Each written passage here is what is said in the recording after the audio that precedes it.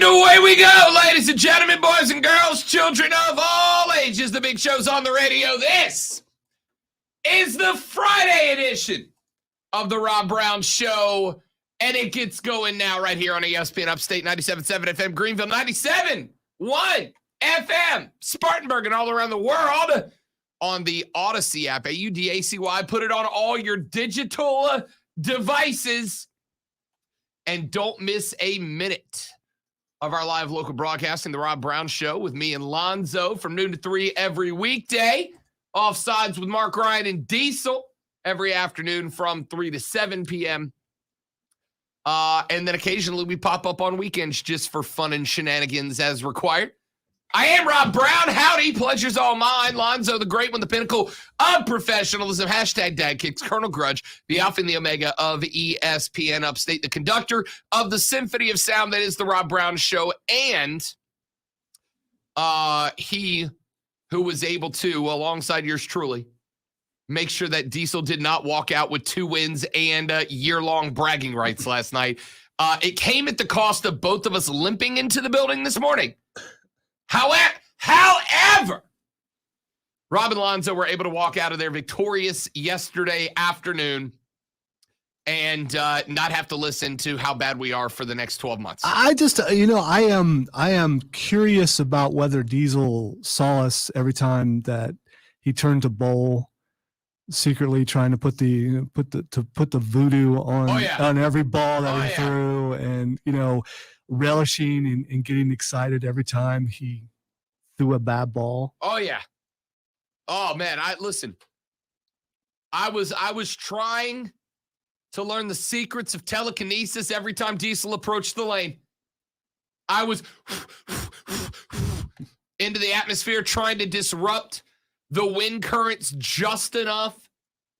Any little help to push that ball left or right. There are water particles on the glass now, and I'm not sure if that's from you or if they were there from earlier. There's one right there. There's one right there. That's gross. I shouldn't have done that. I'm a little concerned about it. Shouldn't have done that.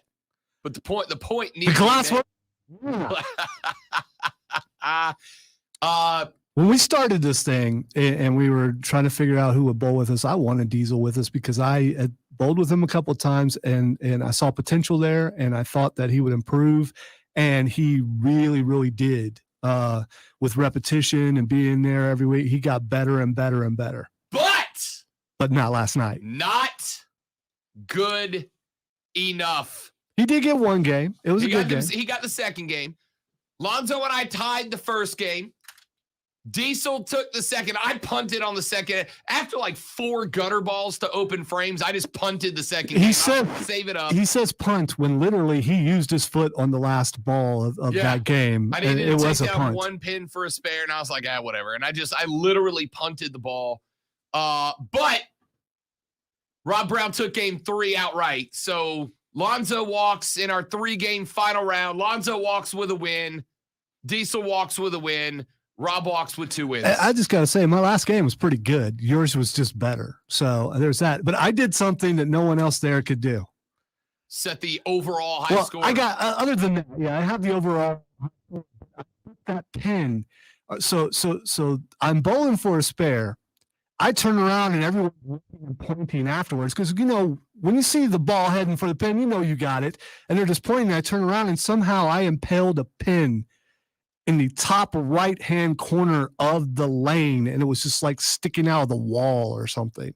It was but before we could get a picture, the thing finally fell down. But it was an amazing thing. I'd never seen that happen before, but I'm not surprised. And the Pens are glad I'm not back next week. Lonzo throws the ball like he's like the Pens owe him money. All right, it's just raw, unbridled anger when he releases the bowling ball. They were doing some things last night. I got one out into the gutter. I mean, it was just they were just flying in ways that they weren't prepared for. No, it was very angry. But suffice to say, we walked out of there. RLB a pair of wins. Lonzo walked with a win. Diesel walked with a win. So I'm not going to say that the bragging rights belong to me until volume 2 of Stoneman's Bad Bowlers Club. But they do. Stay tuned. But they do. Let's get to it, shall we? Let's do that thing we do. Let's do lunch. This is a very nutritious lunch. All the food groups are represented. You guys are here. What in the wide, wide world of sports is going on here? Lunch! Lunch!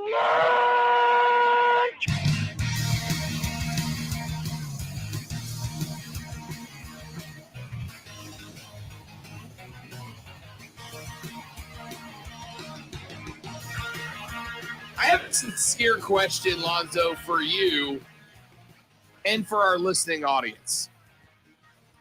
I was putting together our lunch breakdown this morning. You know, the majority of the show for yours truly, I work better at night. I'm a vampire. I work better at night. I'm putting the show together last night. I come in this morning, and the last thing I do before we go on the air is the lunch breakdown, right? Because if there's any news that breaks at 11:45 a.m., that's lunch breakdown worthy. I want to make sure it's included. And there are days where I am overloaded with stuff, and there are days where I am scrounging for what is going to be top three, right? What's going to be top three? What is worth the discussion? Lonzo, we learned this AM as I'm putting the lunch breakdown together that Odell Beckham Jr. is no longer a Cleveland Brown. The Browns have worked with OBJ and his agent and have decided upon the terms of release for him to go into the NFL's waiver wire process. I got a list of teams I think will pick him up. That being said, honestly, Zoe, which one of these two things do you make item number 3? Odell Beckham Jr. no longer a Cleveland Brown and on the waiver wires, or the NHL's Carolina Hurricanes are 9-0 on the season, the only remaining NHL team without a loss, and one of the longest unbeaten streaks in recent memory, sitting where they sit. I lied to you. The Panthers are 9-0 too. But which one of those two things is legit item number 3 in your mind? I'm going with Panthers. And I this may surprise you, but I think we all know about the OBJ thing and had no clue about the Panther thing. That makes it more of an item of that's what we get here in the lunch break, is stuff that maybe you wasn't aware of. Everybody knows OBJ was going to be gone. Sure. Has he ever really been in Cleveland? I mean, he's physically been there pouting, and he should thank his Diddy. The Eastern Conference of the National Hockey League has 2 undefeated teams. The Florida Panthers, who, by the way, are connected to your Greenville Swamp Rabbits. They are the NHL connection for the Swamp Rabbits, so we have a local connection there. And, of course, right up the road, they're 9-0, as are the Carolina Hurricanes, also at 9-0. Over in the West, the Blues are 7-1. The Oilers are 8-1. But the only 2 teams that are undefeated right now in the National Hockey League are the NHL designee of the Greenville Swamp Rabbits, the Florida Panthers, and the Carolina Hurricanes. I think that's impressive. So I think we'll make that item number 3. Let's get to item number 1. Interesting ESPN report dropped earlier today. Lonzo, without fail, whenever we get into the start of the football season, some radio show host somewhere asks the question, are you an NFL fan first or a college football fan first? And I will tell you that there are genuinely very few people who can honestly say, oh, I like both of them as much as the other. Most of us have a preference, NFL or NCAA football. But one of the arguments that I hear every year is, I prefer college football because it's not about the money. It's passion. It's not a business. Welp. Yeah, tell that to the kids who are signing $1 million things in NIL. It's no longer that way. That argument no longer works. Or, Lonzo, tell that to the FBS schools that from January 1st to January 31st over the past handful of years have paid out $550 and $33.6 million in dead money to head coaches and assistant coaches in football and men's women's basketball. Well over $500 million going to coaches who ain't coaching. I was going to say, explain dead money. I mean, dead money is money that goes, it's basically buyouts. When a coach is bought out, when a coach is no longer the head coach, but they are still owed money on the contract, that's dead money. The total does not include tens of millions of dollars in severance payments to coaches who have been fired or resigned since January 31st, 2021, including head football coaches at Georgia Southern, LSU, TCU, Texas Tech, Akron, UConn, and USC. You got to add $16.9 million of that for LSU head football coach Ed Orgeron. Washington State's Nick Rolovich refused to get the COVID-19 vaccination, fired for cause, meaning he's not owed a buyout, although Rolovich has expressed his intent to sue the university for his dismissal if he was to win that appeal, which I don't think he will. But if he was, there's another handful of tens of millions of dollars. Don't tell me it's not a business. I'm not going to spend a ton of time on this because it's a pretty wide range of years that the money is spread across.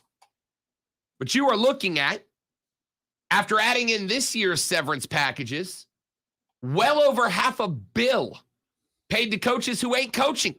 It's all about the passion, baby. All about the passion. Item number 2 on the lunch breakdown. Yesterday during the show, and we very briefly talked about it because it was breaking while we were coming on the air, and I wanted to make sure that we put plenty of time into researching this. The NBA is launching an investigation into the Phoenix Suns following a strongly denied report published Thursday that says Suns owner Robert Sarver has a history of racist, misogynistic, and hostile incidents during 17 years worth of ownership of the club. The NBA Executive Vice President of Communications, Mike Bass, said in a statement, quote, "The allegations contained in today's ESPN article are extremely serious, and we have directed the Wachtell Lipton law firm to commence a comprehensive investigation. The NBA and WNBA remain committed to providing a respectful and inclusive workplace for all employees. Once the investigation is completed, its findings will provide the basis for any league action." The article in question was from ESPN and says it talked to dozens of current and former team employees for the story, including some who detailed inappropriate behavior by Sarver. Most of the allegations are from anonymous sources, but a few did go on the record.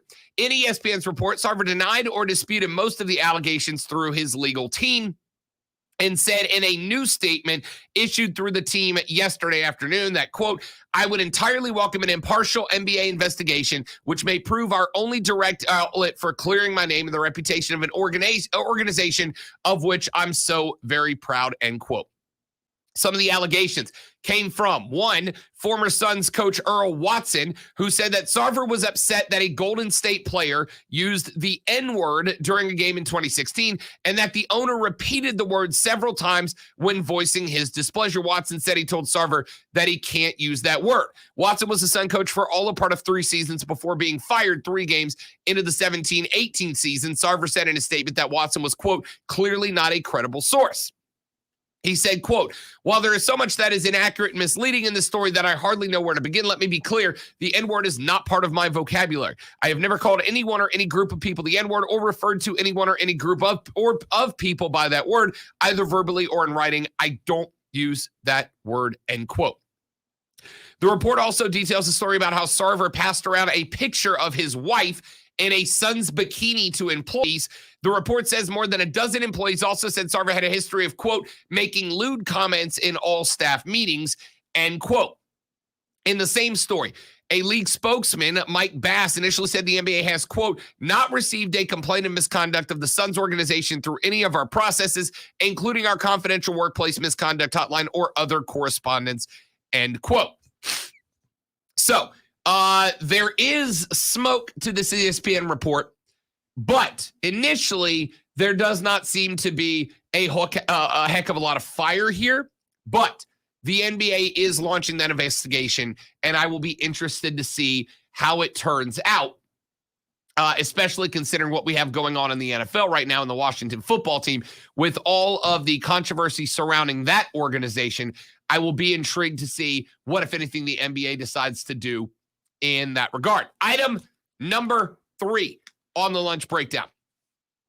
The Hurricanes played arguably their worst game of the year against the Chicago Blackhawks on Wednesday, and they still got it done. A 4-3 victory over the Chicago-based team at the United Center. Goalie Frederik Andersen was a winner for the 8th time this season, making 27 saves. The Canes had to kill off a double minor high-sticking penalty on defenseman Ethan Bear late in regulation to nail down the victory. They were able to get it done. The Canes were also missing defenseman Brett Pesce, who missed the 3rd period with an injury, but still got it done on the defensive side of things. Rob Brindamore said, quote, "You've got to kill them when you got them in those situations," and that was the difference in the game. The guys dug in. That's all I can tell you. It was a great effort at the end. Granted, the Blackhawks are only 1-8-2 coming off their first win of the season. They pulled Marc-Andre Fleury for a 6th attacker in the late power play, but Andersen stood firm in the net, 12 saves in the 3rd, including 2 against Patrick Kane in the final minute of regulation. Jesper Fast scored 17 seconds into the game for the Hurricanes, and they never looked back. The Hurricanes of Carolina are 9-0 on the season. The only other team with a match record, the Florida Panthers. Of course, the Panthers are the NHL franchise connected to the Greenville Swamp Rabbits. I suspect there may be a guy or two on the Swamp Rabbit roster that you will see down the line in a Panther jersey. We'll talk hockey throughout the day today, but the NHL, really interesting start to the season for your Carolina Hurricanes. Texter says, ESPN, bro, no parade, WTF, shame on your boss. It was actually not the boss's decision.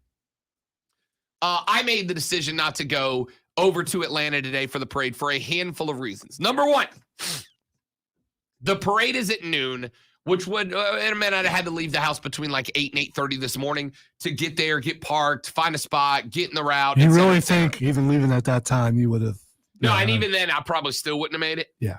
I still wouldn't have made it at that point. Because you would have been in rush hour traffic on the way to Atlanta. It would, Yep. Yeah, it would have been ugly. So it would have been absolutely absolute chaos to get there. It would have been, honestly, it probably would have had to have left somewhere around like 6 a.m. And I didn't feel like doing that. All right. Or somewhere around last night, maybe. Yeah. I'd have probably needed to go over there and spend the night. That's correct. Number 2, and this is where your boy gets selfish. I'm going back down to the FLA for Christmas. I'll be here for Thanksgiving because, fingers crossed, I'll be at the Clemson-Carolina game at the Willie B. I'm going down to Florida to spend Christmas with the fam. And going to the parade today would have demanded I take either a personal or a vacation day. And Lonzo, while the Atlanta Braves winning the World Series and the victory parade is something that I absolutely wanted to be a part of, at the same time, I'm 7.5 hours away from the fam, and I get limited time with them as it is. So that's one less day I could have had to have some R&R with the fam down on the beach in Florida. And while the Braves are a huge part of my background, considering the fact that, and you know me, New Orleans kid, veteran of many parades in my day, the part that I really would have wanted to be there for, and I'm going to complain about this coming up in the next segment, the part I really would have wanted to be there for was the celebration this afternoon and tonight at Truist, right? I'd have wanted to have been at the park. Big Boy from Outkast and Ludacris are doing a free joint concert. All right, I have to interrupt here because, and I can't do the voice because of sinuses, and I'll call for 20 minutes.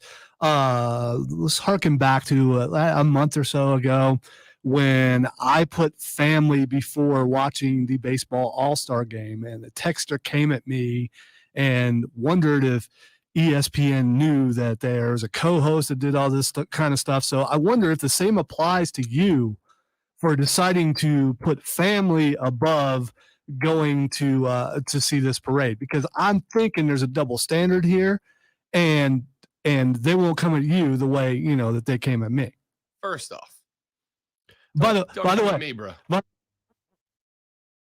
it's a perfectly reasonable explanation as to why you're doing what you're doing. There's actually one more step to it because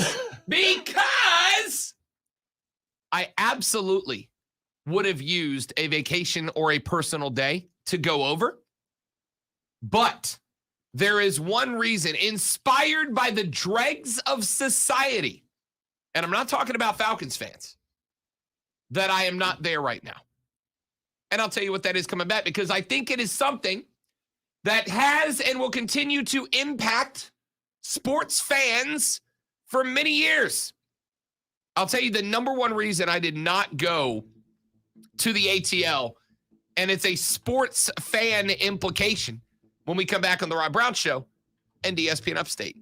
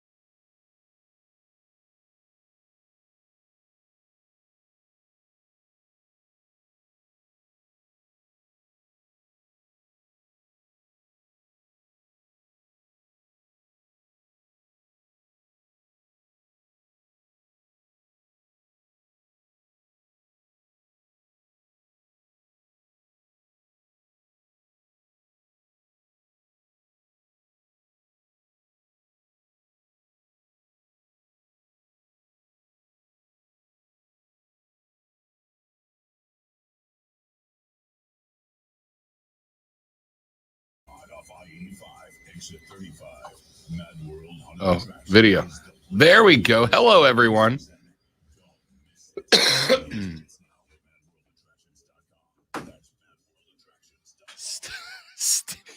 If I ever turn into an arch villain, Steven is going to be the reason why.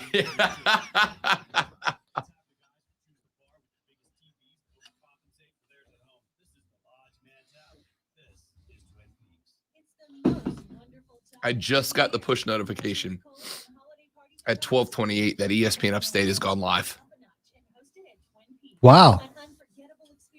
26 minutes later. Very timely. Maybe it's just your phone is slow. Wow, that sounds like we just heard that.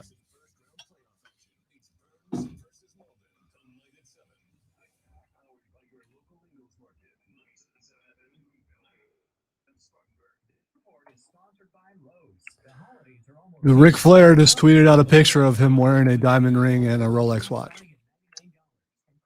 Rolex wearing. That's what he says. I'm always diamond ring wearing and Rolex wearing, and followed by a woo, which I will not do because I don't want to call for 20 minutes.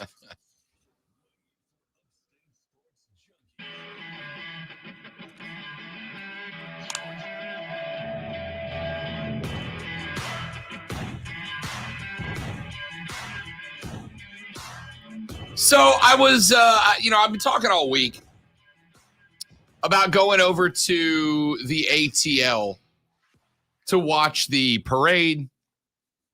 Learned on either Wednesday or Thursday, I don't remember what day, but it was announced that Big Boy of Outkast and Ludacris, noted Atlanta rappers, would be doing a free concert at Truist Park to celebrate the World Championship ring. So all week I'm like, yeah, you know what? I think I might take Friday off. Or even better, I might go over there and work to cover the parade. But as is clearly obvious, I didn't do that because I'm here right now. As far as you know. So that's not true. If you're watching the live stream, you know I'm here right now. So yeah, because the pictures would definitely be different. Yeah, not a real life decoy of me. So decided not to go. Part of the reason I decided not to go, initially when they announced that Big Boy and Luda were doing a show, I was like, yo, free show? Half of Outkast and Ludacris? Yeah, I'm definitely going to see that. Do all that, buy the World Series championship shirt at Truist Park. Why wouldn't I do that? And then I started looking up because you needed, it's a free show, but you needed tickets. They were giving free tickets away to these shows. I thought, all right, I'll go pack. And within minutes, Lonzo, within minutes of them putting the free tickets up on the website, they were out, which is no big surprise. It's Big Boy, it's Luda. And the Atlanta Braves, it was also announced yesterday, sold more World Championship gear in the first 30 minutes after the World Series ended. Within 30 minutes of Freddie Freeman making the catch for the final out of the World Series, sold more World Championship gear than any World Series champion in history, which is the Braves. Of course they did. So buying the gear right after that, does that make it better? It's just cool to be in that moment and be able to click purchase on World Series championship gear. You know, honestly, I'll probably, when I head back down to Florida the next time I go back to the house, which is probably Christmas, I will probably take a 2-3 hour detour to stop at Truist and pick up some gear at the Battery. I remember, I think it was the first time Clemson won the national championship. Some stores opening up like at midnight. Oh, yeah, like Dick's and those companies. Yeah, so you could come and get, and I just, the shirt isn't any different than what it'll be 2 days later when you buy it. It's just the excitement of being in the moment, right? Because if you buy the gear, you're celebrating in the moment. Now, for me, like I'm pumped about being able to get over there.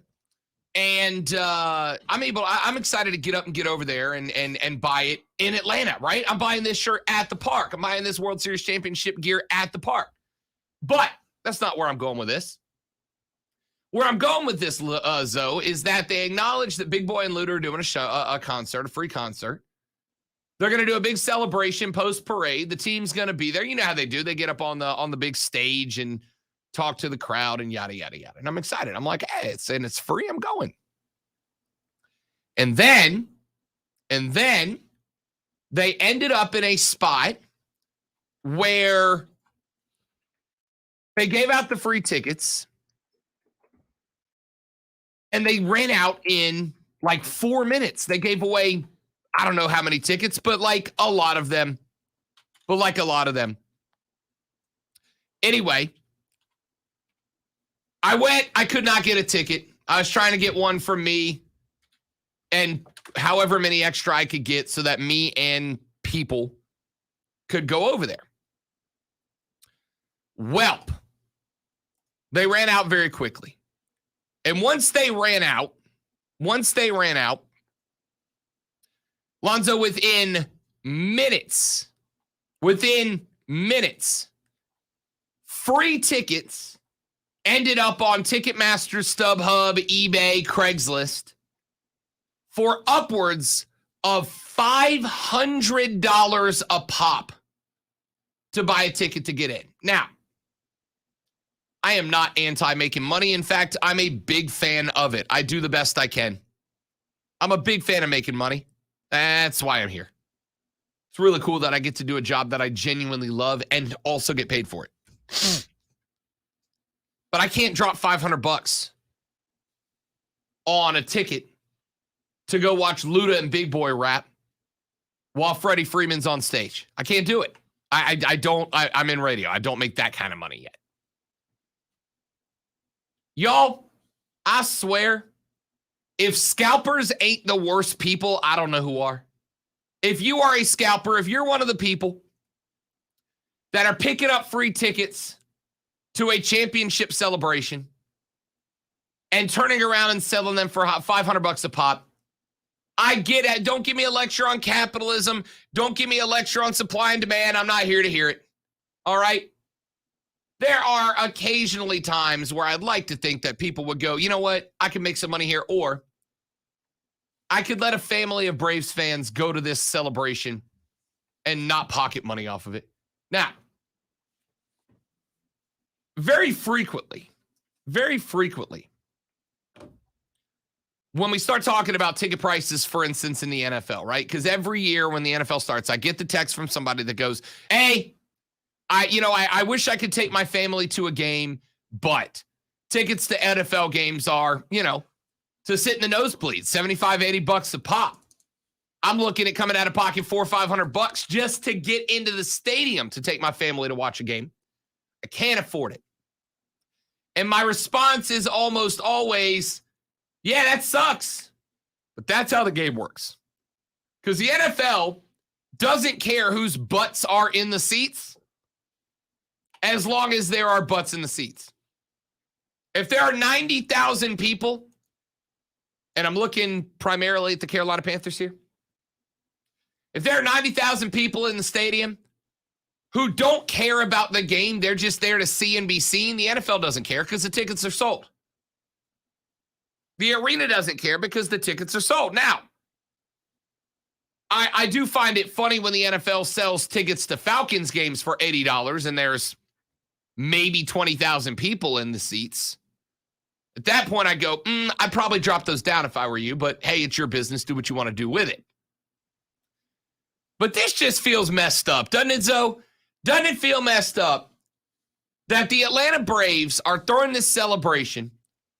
They didn't have to do it, made the tickets to the celebration at the stadium free so that they could pack it out with Braves fans, many of them across the Southeast, lifelong fans who have waited 25 long, miserable years to see their team win another World Series championship.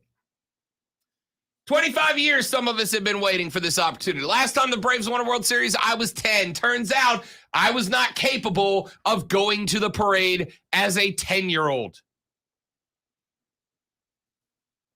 Tens of thousands, maybe, I would say across the entire Southeast. The Braves got millions of fans, right? The Braves put these tickets out for free so that the millions of fans waiting for 25 years to see this moment could go and be in that moment with the team and with the players and with their fellow fans. Millions of fans could show up.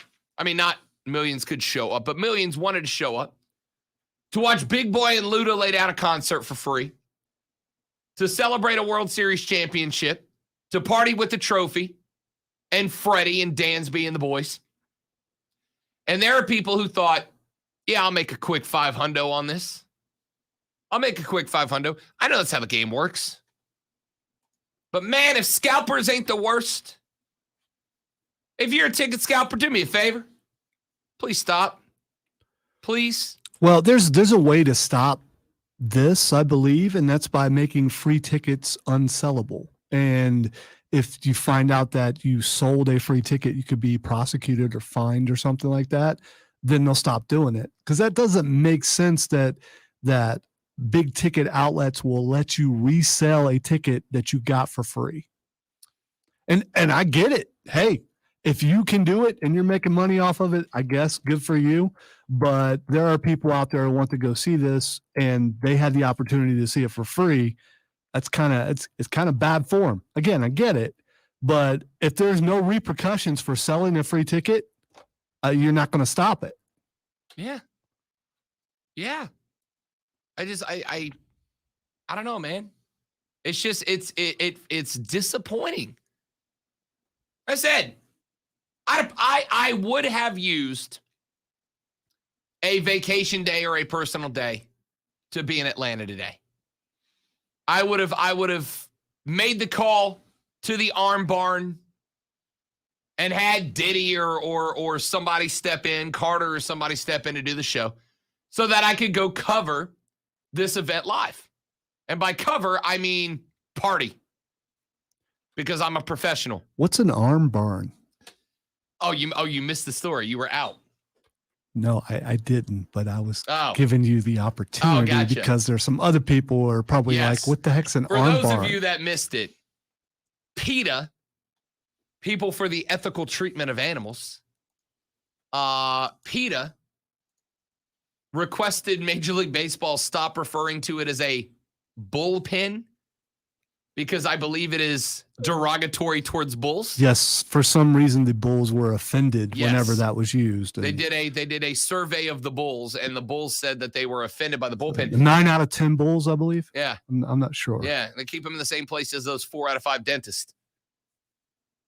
They surveyed the bulls, found the bulls were offended by the term bullpen, and so they asked that baseball stop referring to it as a bullpen and start referring to it as an arm barn. And I found that so comical that I can't not call it an arm barn now. And I don't understand the Arm Barn thing because isn't that prison for animals? Yeah, I mean, so it's like you just, instead of only offending bulls, now you're offending all the farm animals. Did you not check with the chickens before you requested Arm Barn? Did you not check with the workhorses before you asked about the Arm Barn? Did no one ask for the pigs for their opinion on the term Arm Barn? Anyway, I would have gone to the ESPN Upstate Arm Barn and called in the righty to step in, and I would have done some live call-ins from the parade. Hey, I'm down here on Peachtree Street. I just caught a pearl necklace from Jock Peterson. by the way, I think all our Arm Barn residents are lefties. Diesel's a lefty too. It's weird. Anyway, I'd have made live calls, but no. To go see Luda, it'd cost me $500. Like Zoe said, I get it, right? I get it. I'm not above making money. I get money from people to go sit at bars and watch football. Do you know how many of y'all would do what I do professionally for free? The vast majority of you would do what I do for a pitcher of beer. Go sit on Sunday mornings down at the bar, talk Panther football for an hour, and then watch the games.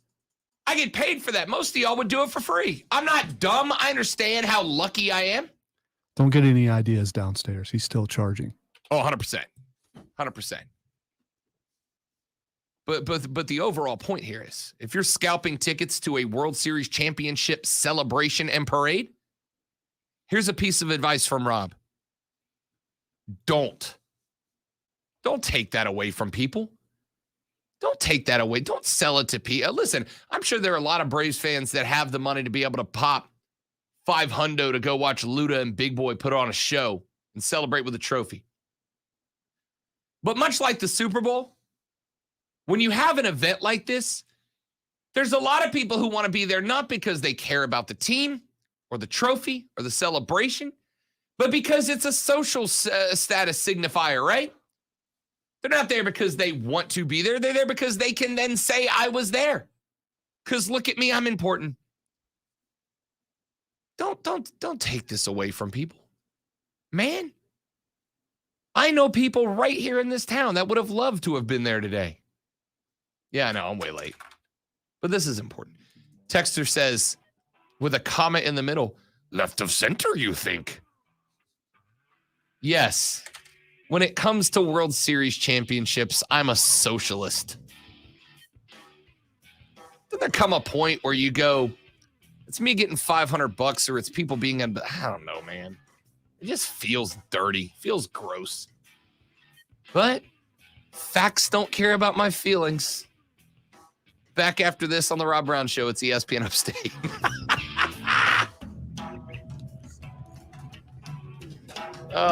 Oh, man. Can I look at the clock any harder? I know. I looked up and I'm like, oh. I think that left of center comment was talking about the lefties in the arm barn. Which could have been taken two ways, which was not my intent. But after I said it, I'm like, oh, great. There's going to be text about that. So.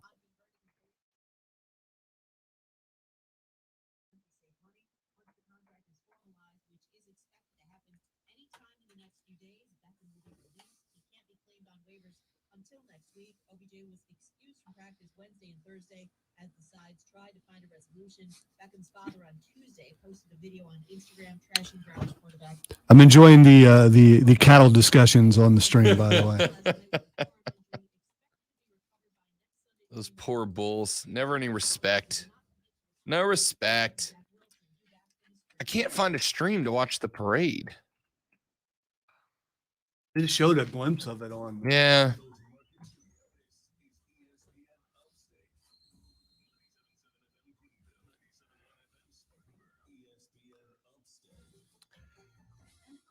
I have to tinkle, but I don't have time.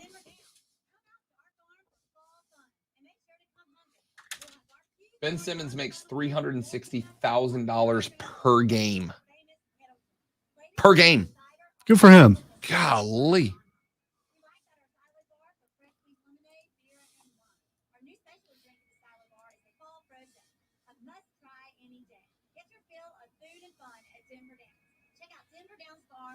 For more information. See you soon. Restrictions may apply. Tax and cost for coverage may vary. Call Protect My Coffee details. Look, money's tight for everyone right now. It's been a tough year, and you sure don't need to get hit with a big unexpected bill. Like, what if your car breaks down right now? How are you paying the bill? If it's your transmission, that's over $3,000. Your engine, up to $6,000. Even minor repairs like your air conditioning can hit your wallet hard. Use the I can't stop sneezing. Bless you.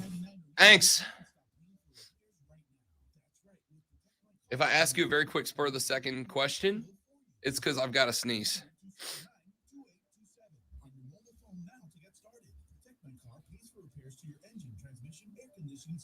And so much more. Dial 800-279-2827 and get your car protected before your next repair bill hits. Dial 800-279-2827 on your mobile phone right now and get free roadside assistance, free towing, free car rental, and free oil changes. Dial 800-279-2827 and never pay for car repairs again. Dial 800-279-2827. For the ones finding new ways to ensure the job always gets done. For the ones wearing many hats. For the ones who are hands-on, even from far away. And the ones keeping business moving forward. We are Grainger, offering supplies and solutions for every industry, with 24/7 support and experienced staff at over 250 local branches. Call clickgrainger.com or just stop by. Grainger, for the ones who get it done. What makes AutoZone America's #1 battery destination? Because they offer free battery testing and charging and reliable replacement batteries starting at just $79.99. And they've always got your battery solution. Get in the zone. AutoZone. We're not here to take part. We're here to take over. QC Kinetics, next break. Okay. Rob and Lonzo with you on the Rob Brown Show, ESPN Upstate. Ben Simmons. The 76ers have just announced that they have resumed fining Ben Simmons for missing time. The 76ers fined All-Star guard Ben Simmons his game salary for missing last night's victory over the Detroit Pistons and plan to continue fining him until he either cooperates with team physicians on his mental health issues and fulfills other basketball-related obligations. The Sixers will place Simmons' future salary into an escrow account, according to sources. I tell you all that, and I'm not complaining. Good for him. I wish I could do this too. $360,000 per game. Lonzo, how much would you have to dislike your employers to miss a day of work that nets you $360,000? I have come to work under duress many times. And for way less than $360K. For a little bit less than three. Yeah, for sure. I gotta tell you, There's no way. I'm not missing out on that money. if my boss walked into the room every 15 minutes and punched me square in the face for $360K a day, I'd be here. Which boss are we talking about? So I don't care. One short of the other. Yeah, I get a good shot.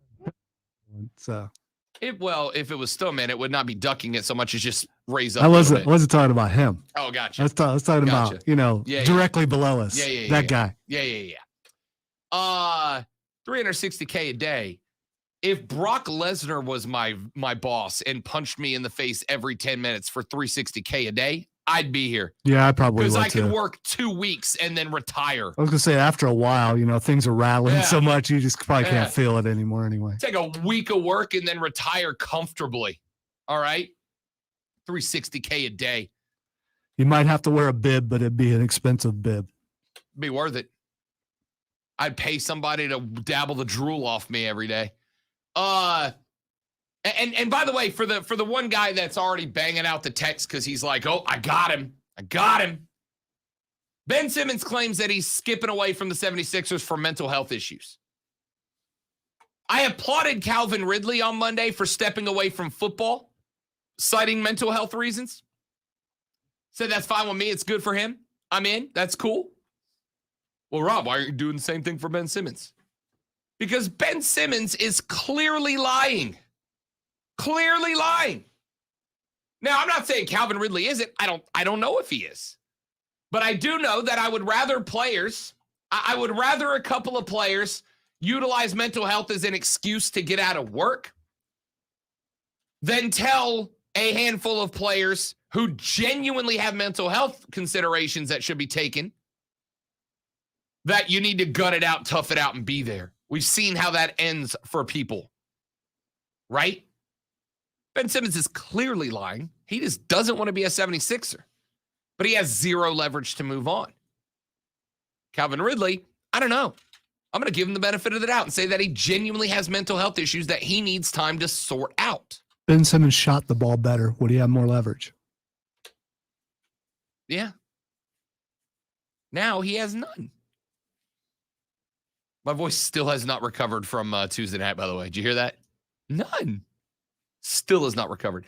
He's clearly lying. Clearly. Calvin Ridley might be, but I'm going to give him the benefit of the doubt. But Ben Simmons is a joke. Now you pointed it out, and every time you Every do time. it, yeah, it's just, yeah. We have to take a break. All right, now I'm doing it on purpose. All right, let's take a break. Come back here in just a minute, wrap up hour number 1. Hour number 2, Lonzo and I did not make our picks yesterday because, and this is a true story, I forgot. So we make it up today on the Rob Brown Show at ESPN Upstate. QC Kinetics. Wow.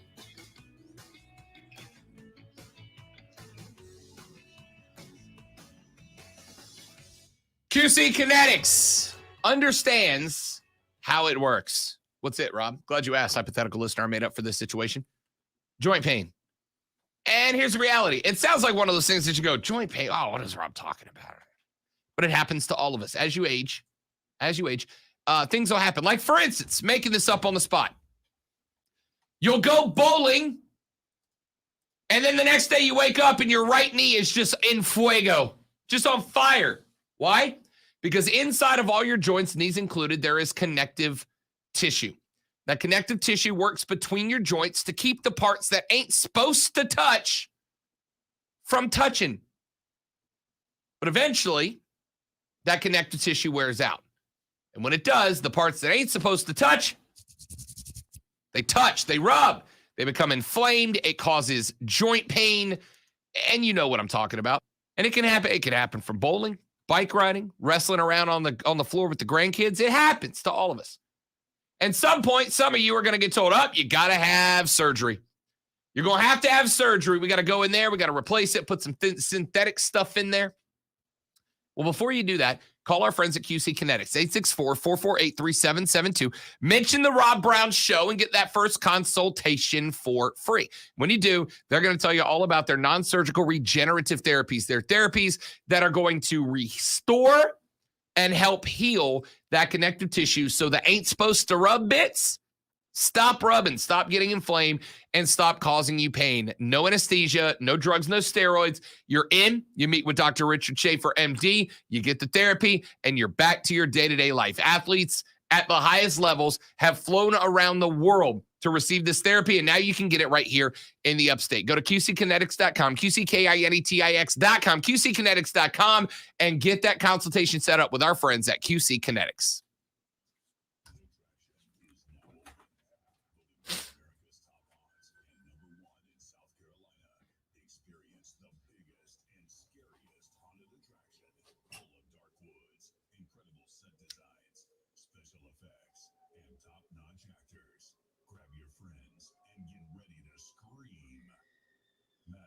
More than just a haunted house. There are escape rooms, scary carnival games, concessions, bonfire, amazing photo opportunities, a gift shop, and our brand new 18-hole Ghost Town mini golf.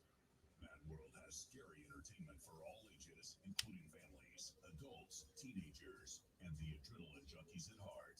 Located in Piedmont off I-85, exit 35, Mad World Haunted Attraction is the place to be this Halloween season. Don't miss it. Buy your tickets now at madworldattractions.com. That's madworldattractions.com.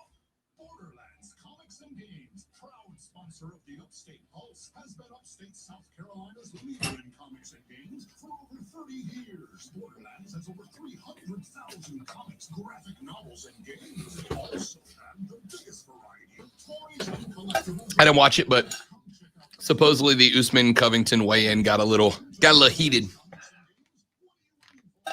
I haven't seen it either, but I've been noticing it trending. So, as is Bray Wyatt. I think we'll do the wrestling stuff for Fanboy Friday. Okay. This feature sponsored by Dell. Now's the time to shop Dell Technologies' biggest sale of the year. Dell Technologies recommends Windows 11. I just went for the armrest and they weren't there. Ugh. Storage, monitors, and more. Speak to a Dell Technologies advisor at 877-ASK-DELL. ESPN Upstate is your home for Portland Paladins football. The 4-4 Paladins travel north to take on the Western Carolina Catamounts tomorrow. Pre-game at 12:30. Downtown ATL is packed right now. I'd have never got in time. I'd have got there at 6 a.m. and still been looking for parking right now. I think the worst part about it would be is if you went and never found a parking spot and then had to come back. Had to just turn around and drive back. Never got it out of the car.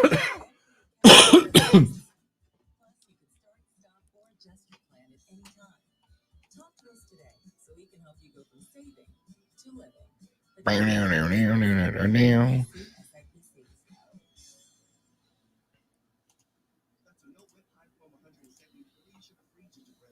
yes. It's gingerbread latte season at Duchesne's Coffee Shop. Oh. It is officially mint hot chocolate season. Okay. Starbucks put out their holiday drinks, which include mint chocolate, hot chocolate, of which I'm a major fan. That's a great block out of the 0-8 Morgan State Bears.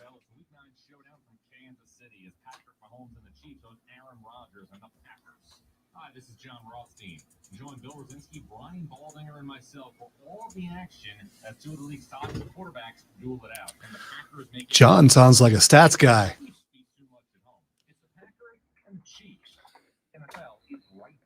Stat guys. This report is sponsored by DuckDuckGo. Protect your privacy for free with DuckDuckGo. Your life, your home. Do I buy a Braves World Series championship hoodie, or do I go t-shirt, or do I go a long sleeve t-shirt?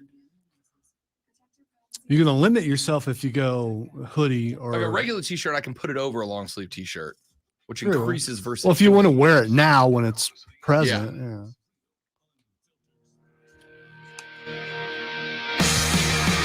All right, coming up in the next hour of the show, we've got the Steph Curry story of the time that Draymond Green defended his family in a fight. It's a food fight, but a fight nonetheless. And he had a hilarious quote about Draymond. Fanboy Fridays at 2:20, and yes, we are making a de facto Fight Club because WWE with a mass exodus yesterday. We're going to talk about that. Get into this Odell Beckham stuff as well. Plus, ESPN Classic is coming off the air after a 30-year run. And you can say you're sad, but you're lying. Nobody's watched that show in years. Nobody watched that network in years. Anyway, a lot of stuff to get to. It's all coming up next on the Rob Brown Show on ESPN Upstate. What a strike. Wow.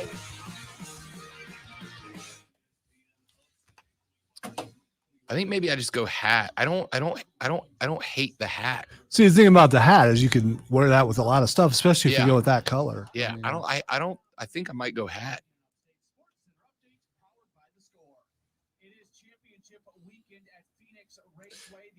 Or See, the other thing is, and I don't know if you care or not, but you know, that's nice. I like the hoodie Once with a gold. championship's won by your team, how long can you actually wear it? Can you wear it forever? Oh yeah. Okay. Yeah. You're 'Cause- still rocking. You have a shirt No, that no. literally just has a KC Chiefs. ring Yeah, on it. I know. That's the reason why I'm asking this, because obviously I could care less about what people think about my fashion, but you know, you're more fashion conscious than I am, and I was curious. All right, team.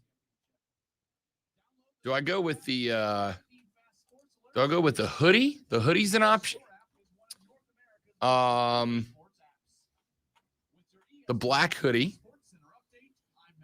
Or do I go with the hat? Or do I go with both? Here's the problem I have. The hat and the hoodie don't match. So I'm up in the air about it. I've never understood. Oh, it's not a fitted hat. Oh, why are snapbacks the only hat they sell now? I'm a fitted hat guy, Lonzo. I'm not a snapback. All right, explain what a fitted hat is. Fitted hat is the hat where just the back's solid. It's there's a size to it, and it's a solid hat. It's more for people with larger heads. Not necessarily, because they can make them in any size, right? Okay, You can fit because hats in any size. those hats fit better on me. It's especially if it's a Fitted or snapback? Snapbacks. I think you're a snapback guy. No, I think it's fitted.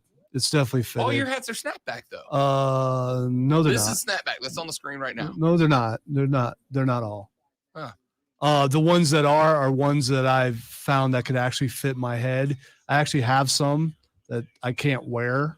They're like station hats because they're like that, Right. and they're like made for 10-year-old children and some people in the news department at the time. So I mean, you know, I don't hate the hat.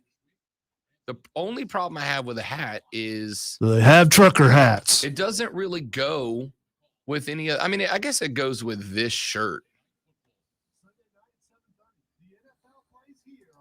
Not really. That's more. I think that's black. It's a dope shirt Black goes with everything. with the signatures on it. It's a cool shirt.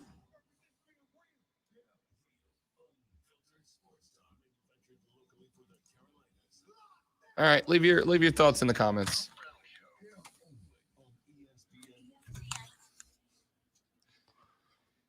Away we go with hour number 2 here in the Rob Brown Show. It's ESPN Upstate. I am Rob. He is Lonzo. You are you. Thanks for hanging out. 97.7 FM Greenville, 97.1 FM Spartanburg, all around the world on the Odyssey app, AUDACY. Download it to your digital devices. Don't miss a minute of broadcasting. And, of course, go to the live stream at facebook.com/ESPN Upstate. You can find us on Twitter as well. You can go to twitter.com/ESPN Upstate or twitter.com/The Rob Brown Show or twitter.com/Lonzo on Word, LONZO on WORD. Any of those three. Or just go to the website, ESPNUpstate.com, ESPNUpstate.com. Watching the live coverage of the Atlanta Braves championship parade. They are making their way now. They have gone through downtown ATL. They went from they started at Olympic Centennial Park, and now they are moving on their way towards the Battery. They'll do the celebration there, a 4:30 concert with Big Boy and Luda, which will be really, really cool. But tickets were they were free initially, and now they're being resold for like $500. So, a little disappointing. But it is what it is. You know what? Lonzo, I wouldn't trade being here for the world. I would trade it for like 3 tickets. I was going to say, I like many people doubt your sincerity at this moment. I would have traded it for 3 tickets to this event, but you can't win them all, buddy. You can't win them all. All right. Couple of things I wanted to get to here on the broadcast today. And this story, I don't know why I love this story, why it resonated with me as much as it did. But Steph Curry told a story. He was talking with the Warriors television coverage after a game a few nights ago for a special they are calling A Decade in the Bay. And it's just basically interviews with some of the longtime Golden State Warriors greats about the last decade. And Steph Curry decided to tell the story about a time that he and Draymond Green had an off weekend. Now, Steph Curry's a big Panthers fan, right? He's a Panthers fan, and he told the story of a time that the Panthers had a game against the Seattle Seahawks. And so they flew up to Seattle to go to this game. And Steph Curry said that one of his favorite stories, he said, quote, obviously I'm a Carolina Panthers fan and they were playing in Seattle. We had an off weekend. So me, my mom, dad, and my wife, Draymond, Coach Kerr, some of the guys on staff, we flew up for the game. Obviously honorary Panthers fans for the night. He said, well, anyone who's been to Seattle to watch the Seahawks, there's the 12th man energy that's kind of crazy to experience in person. So we're sitting in the suite, and there's a whole lot of trash talking going on between us. I'm wearing a Cam Newton jersey, some fans down below who are Seahawks fans. The game does not go our way. I think around the end of the third quarter, Kim Chancellor got an interception, and the place is going crazy. The dude right in front of us turns around and flicks us off in the suite. In the spur of the moment, food started flying. People behind us started throwing grapes and stuff, and the people in front started throwing popcorn back at us. I turn around. Next thing I know, Draymond has a bushel of grapes in his hand. He's picking one up at a time and throwing it at the guy, just wailing it at him. There's always the running joke. He was like the pseudo protector of the Curry family. In that moment, he's back there throwing grape bullets. End quote. Draymond in the booth, like the 1%er he is, picking individual grapes off of the grapevine and whizzing them like Will Smith at Seahawks fans in the front row. Lonzo, I gotta tell you, on the list of athletes that I want defending me in a food fight, I think I'm putting Draymond right up towards the top of that list. Yeah, because you gotta figure with his wingspan. He's getting some velo. Yeah, the velocity of those grapes, it's gonna hurt a little bit, and there's gonna be, I would say, grape explosion on impact. Yeah, because so you're getting someone if you get hit. If you go on food fight, my initial thought, right? My initial thought turns to, I would want an MLB pitcher, right? Like I would want somebody like Tyler Matzik throwing grapes to defend me in a food fight. But You got to think the arm wear and tear on that guy, and he's so used to holding a baseball that firing grapes is going to be a challenge, right? Because he's going to want to go four-seamer, and you can't really get a four-seamer grip on a grape. It's too small.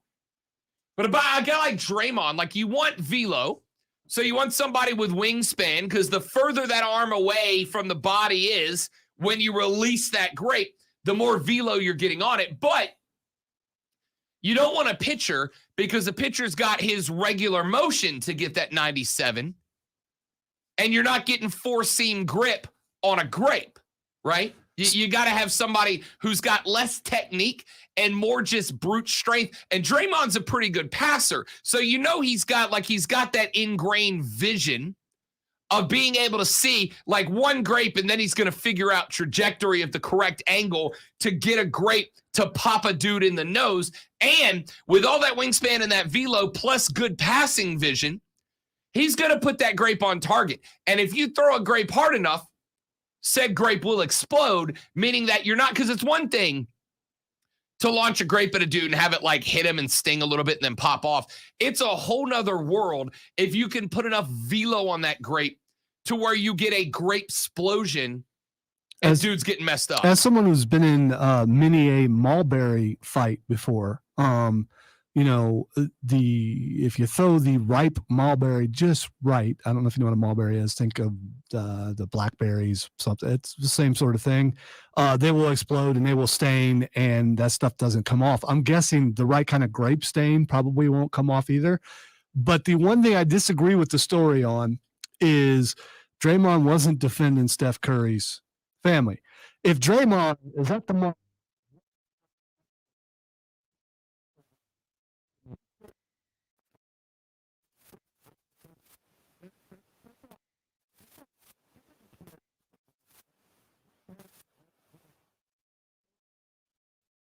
and he's going to take it. You been in a food fight?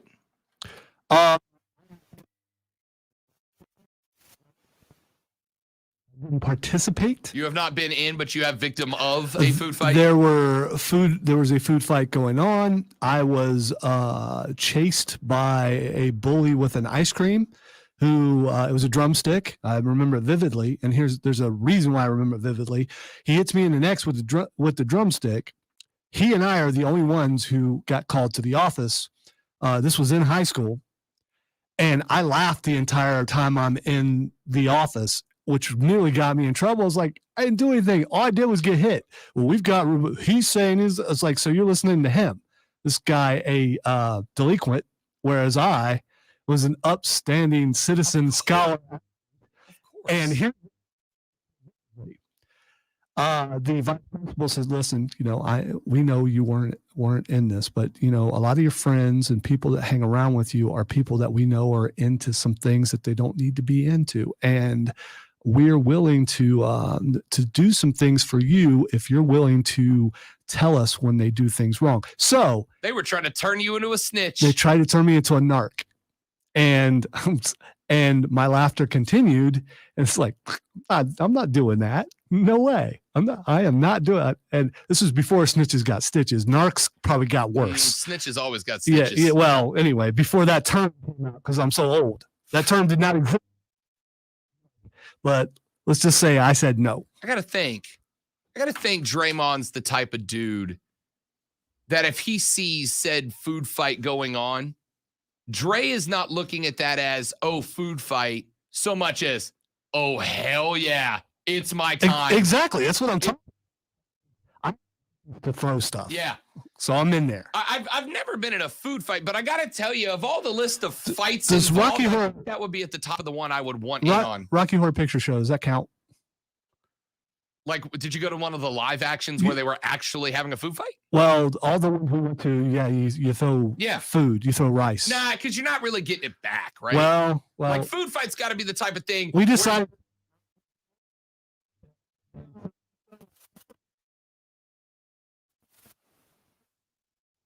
Fistfuls of rice is not in the game. I'm talking like dudes reaching back with a fried chicken leg and just like a club, right? I'm talking a food fight where you are at the risk I'm talking about a food fight where you're at the risk of taking an entire apple pie to the dome. Like I said, that food fight that I was in and did not participate in was like that. There were The food fight I was in but did not participate. And here's why. Because what would have awaited me at home would have been a whole lot worse than the pleasure that I would have received from throwing food. So, if I got in trouble and there's a note at home, it would have been bad. So I was like, man, you know what? I fear mom more than I do getting hit with food. So yeah, you know what? I'm not throwing nothing. If I'm picking athletes to represent me in a food fight, I gotta think NBA power forward is towards the top of the list, right? I gotta think NBA power forward. I would think MMA fighter has got to be in there. Some of the other problem is I don't need the fighter to like snap and turn it into an actual fight. I gotta think See NBA power that forward. that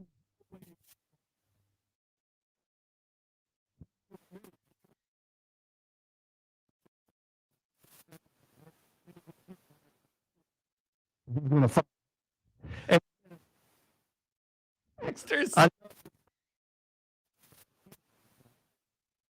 Texters very much. Texter says, of course Zoe wasn't good in a food fight. He might have lost an appendage. I don't get it. The time that you said that spiking a football might cause you to lose a groin. All right, now I get it. There it is. There it is. All right, 844-GSP, ESPN, 844-477-3776. Text us on the Ingles Market text line at 71307, 71307. Let's go to a break. When we come back here in just a minute, we will actually talk sports. I had to get the mental image of Draymond Green. It's a sport, man. Going semi-auto with a bushel of grapes. There is athletic activity and there's collision. Food fighting is a sport for me. Could you imagine turning around to boo Steph Curry, noted Panthers fan, only to see Draymond Green unleashing a torrent, a cornucopia of ammunition at you? What a day for that guy. What a day for that guy. All right, when we come back, Panther injury updates. We've got injury updates on Sam Darnold and Christian McCaffrey. Will neither, or both be able to go on Sunday? We will tell you when we come back on the Rob Brown Show and ESPN Upstate.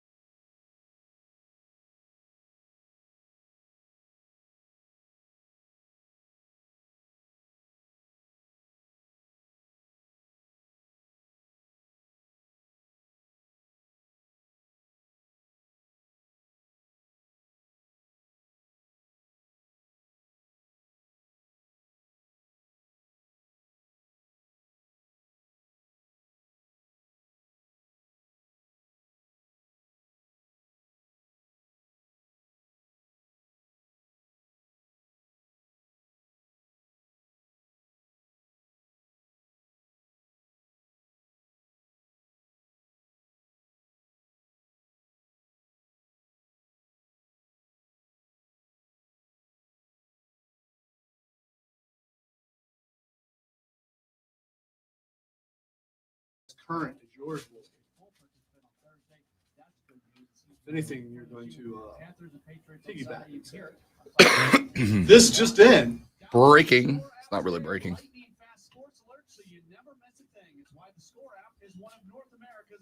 Sorry, Keegan mentioned one of the greatest movies of all time. Heavyweights. Hey, Panthers fans, it's Rob Brown from ESPN Upstate, and this season, Classic Rock 101.1 is your Which you should like because it has a bunch of the Mighty Ducks kids in it. I don't think I've seen it.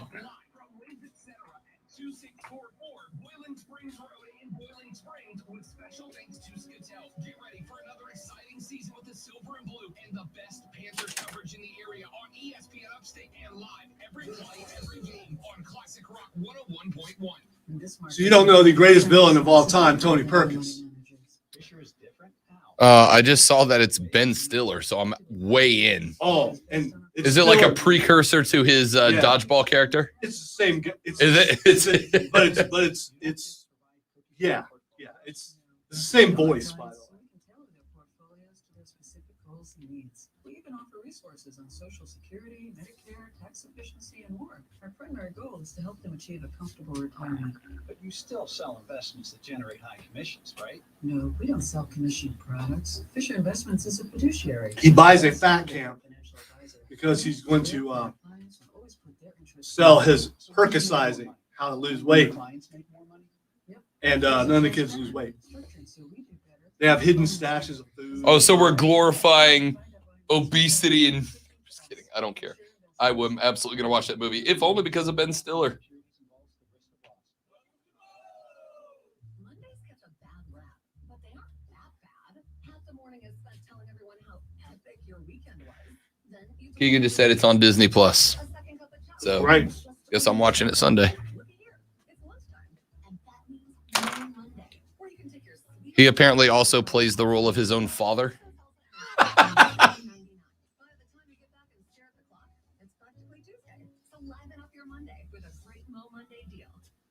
Paul Feig is in the movie. He played Paul Feig. F-E-I-G. That's how you say it, right?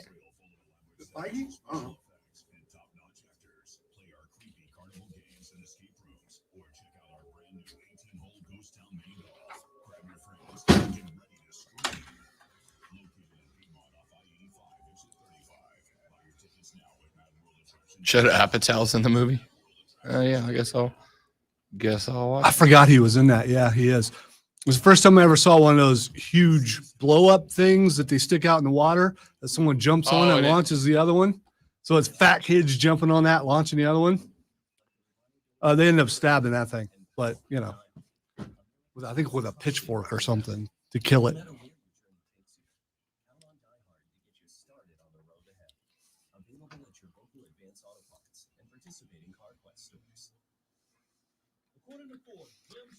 The mistake that was made is, yes, they're fat kids, but they're also nerds. So they're very Just smart. like me. So they're very smart. And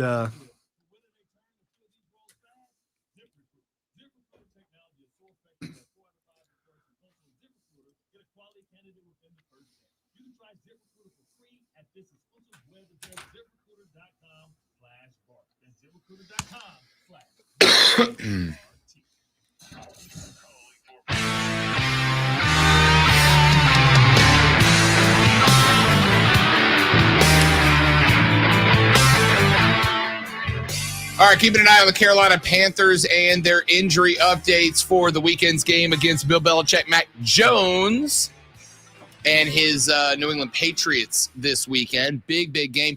Panthers head coach Matt Rule told reporters that quarterback Sam Darnold was, quote, extremely limited in practice the last 2 days. He has been listed as a limited participant on the official practice report, but not just due to the concussions, though. Apparently, Darnold's dealing with a right shoulder injury as well. That is his throwing arm. Suffered that concussion on a huge hit late in the game against Atlanta, was forced to exit the game. PJ Walker finished the game, and if Darnold can't play, will likely be the starter for this weekend. Christian McCaffrey was also, according to Matt Rule, a participant, though, quote, was pretty limited, end quote, in practice. Of course, McCaffrey has missed the last 5 games because of a hamstring injury, has not played since in a full game since back against the Texans. We know that as of right now.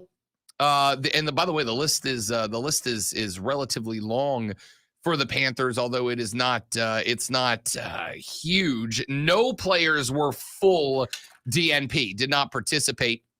Sam Darnold, concussion right shoulder, and quarterback Stanley Thomas Oliver is out with a toe injury. They were both limited in practice this week.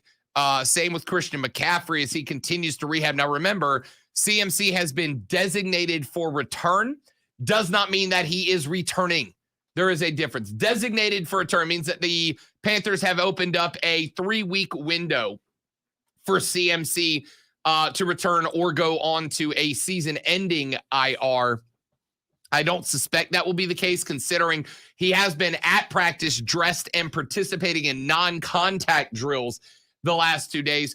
Based on what we've seen, based on what I've talked out of our folks up in Charlotte, I suspect CMC won't play this weekend, right? I don't think they're going to throw him out there, have him at limited capacity in non-contact drills on Wednesday, Thursday, and then have him ready for Sunday.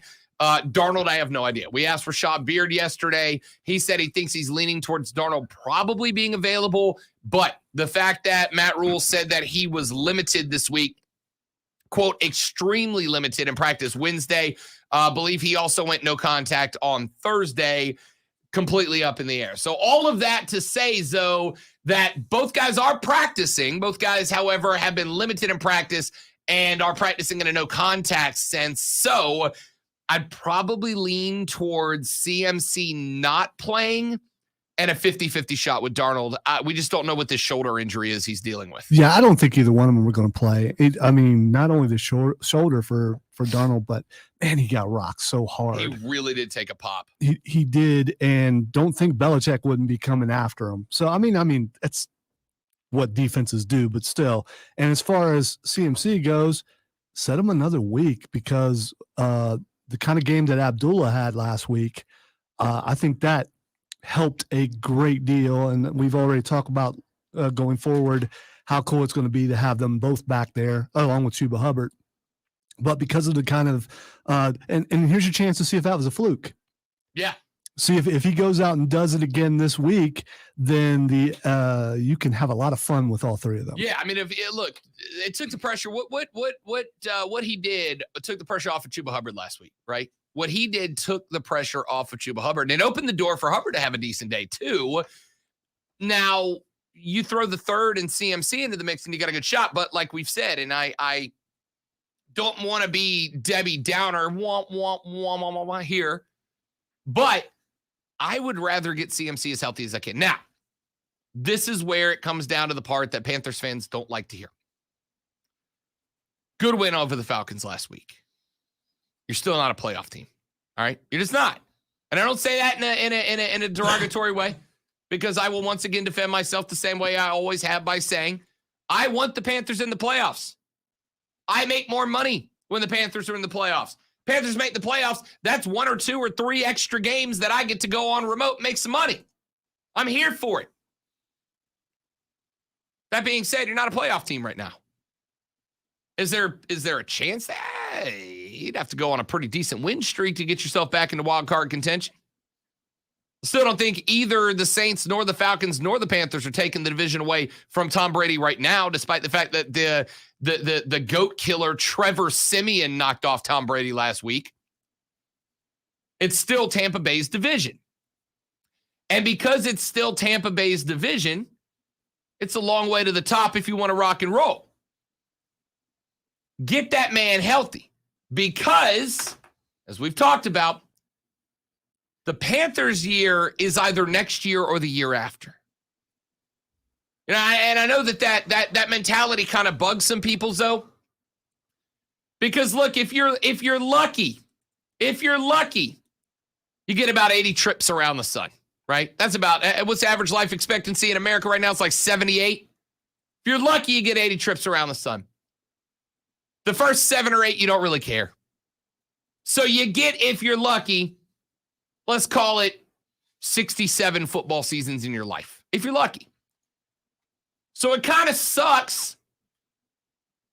It kind of sucks when you get into a spot where your team is throwing away one or two of your 65 to 70 football seasons that you care about football, if you're lucky. But sometimes it's just how it works out. Sometimes it's just how it works out. So you're in a spot now where this is not, it's not your time. It's still Brady's time. I don't like it either in the same division, but it is what it is. So instead, give CMC all the time that he needs to get healthy, or at least as healthy as he can. Get CMC all the time he can to get his legs right, to get his shoulder right, to get his arm right, to get his head right. All the time he can. What difference does it make? And again, I know that this is not the mentality that a lot of you want to hear out of your football team. But Lonzo, in the grand scheme of things, if this is not a playoff team, what difference does it make if the Panthers beat the Patriots this weekend or not? Doesn't really make a whole heap of a difference, does it? It's a nice little feather in the cap to take down Hoodie anytime you can.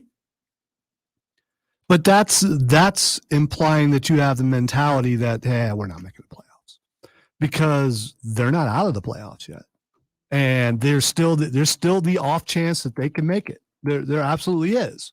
So you win a lot of the games that you have left, including this one. You got a shot to be in, especially expanded playoffs. I mean, you got a better shot to get in this year than you ever have. I think the mentality needs to be, if we can win, we should win. If we also got to look out for the health of the player, and this would be kind of rushing them back, I suppose, and they don't need them. So if they don't play them, I get it. But if they do play them, I also get it. I don't play him. Stands right now in the NFC. Cowboys are 6-1. They're winning the NFC East. Eagles 3-5. Washington 2-6. Giants 2-6. The NFC West, the Cardinals are 7-1. The Rams are also 7-1. One of those will win the division. One of those will be a wild card team. In the NFC North, the Packers are 7-1. They're probably going to drop one this weekend. No Aaron Rodgers, still missing a bunch of players due to health injuries. And they've got Lonzo's Chiefs. I don't know if that's entirely a guarantee. 19 turnovers so far for the Chiefs. Yeah. So and bueno. Yeah, and Green Bay's defense is playing pretty good. Pretty solid. But either way, they're going to be, after this weekend, going to be 8-1, or they're going to be 7-2. Either way, it's their division. The Vikings are 3-4, the Bears are 3-5, and the Lions, of course, are 0-8. And the NFC South, the Bucs are 6-2, the Saints are 5-2, Carolina's 4-4, the Falcons are 3-4. So the truth is, the Panthers are only 2 games out of the division. Lonzo, how many more L's do the Tampa Bay, realistically speaking, how many more L's do the Tampa Bay Buccaneers have coming this year? Probably a couple. Yeah, I mean, 4. Yeah, because they have off games here and there. Yeah. I'd say they got 3 or 4 more L's coming, right?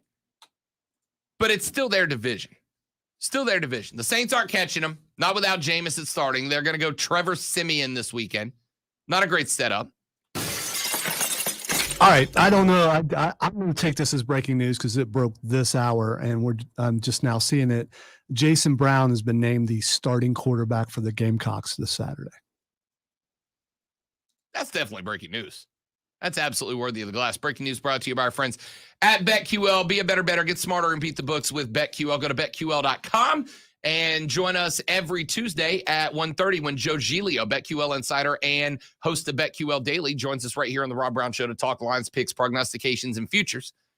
Jason Brown getting the nod for the South Carolina Gamecocks against Florida on Saturday night. Remember, that's a night game. Yeah, I had to find multiple sources, but I have. So 24/7 and the state are reporting it. So let's see. We'll check in with Corey Diaz here as well and see if he is confirming.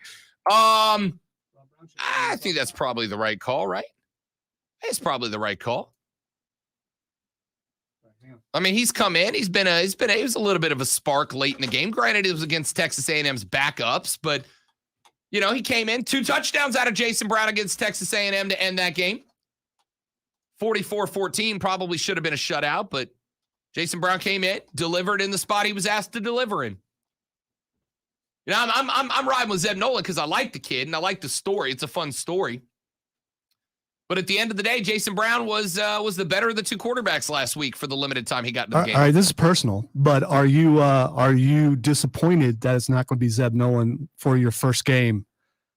No, I want him to win. Okay, I want him to win more than I want. I mean, listen, I'll pop off for Zeb Nolan if he's a starter, sure.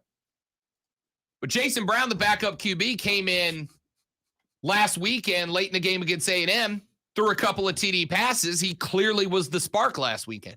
Now, I'm going to say this. So if I'm South Carolina, I got him on a short leash, right?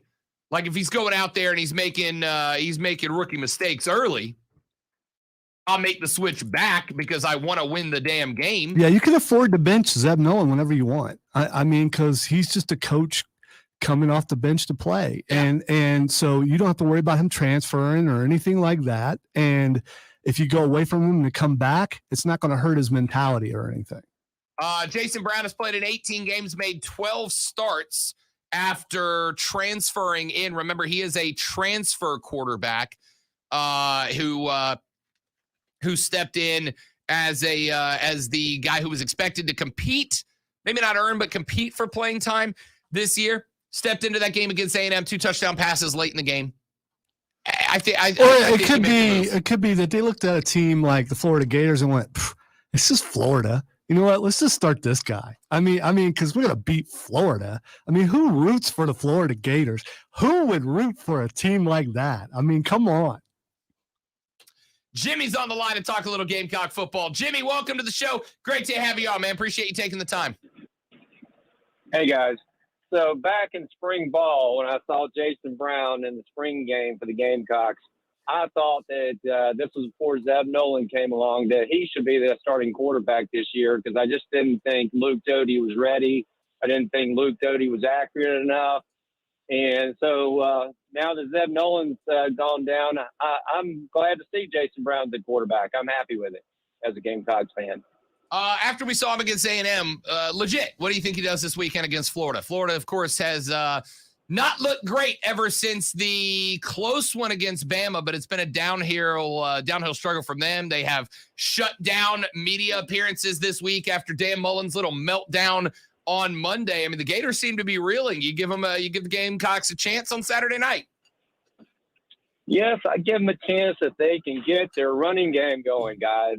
Their running game, they've got such talented running backs. They got 4 great backs, and they're not doing anything with them, man. I mean, it's pathetic. You got the block for your running backs, give them some holes, make some yards, then your quarterback's not getting pressured and getting sacked. We're going to find out. Jimmy, appreciate the phone call. Good to have you on the air, man. Appreciate it. 844-477-3776, 844-GSP. ESPN is the number. Man, I don't know. I absolutely give the Gamecocks a chance, Lonzo. I give them a chance. I mean, they're still going to need, I would argue, probably to play their best game of the year to beat the Gators, but it's absolutely a possibility. I am wondering if this is on our list of games to pick that we're absolutely going to do today. Absolutely going to do today. He says, staring at his computer intently, trying to come up with the lines to pick because he ran down the results, but then not the game set. Whatever. We'll do that when we come back on the Rob Brown Show. It's ESPN Upstate.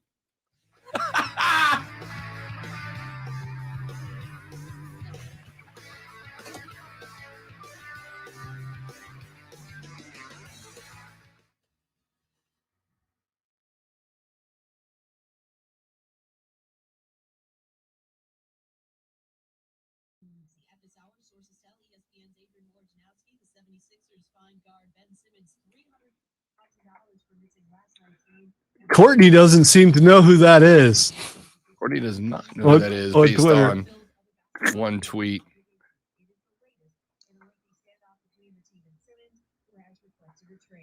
NFL Browns moving on without receiver Odell Beckham Jr. The team and his reps negotiating an agreement on the terms of his release. ESPN's Evan Schefter reporting Cleveland's converting his base salary into a signing bonus to lower his cap number in an attempt to save money. Beckham can't be claimed off waivers until next week. Dolphins receiver Devontae Parker doubtful against the Texans. Injury, NHL Blue Jackets finding with an oblique strain out 4 to 6 weeks.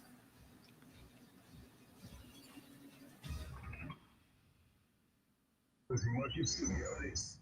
ESPN Upstate. 7 FM Greenville, 97.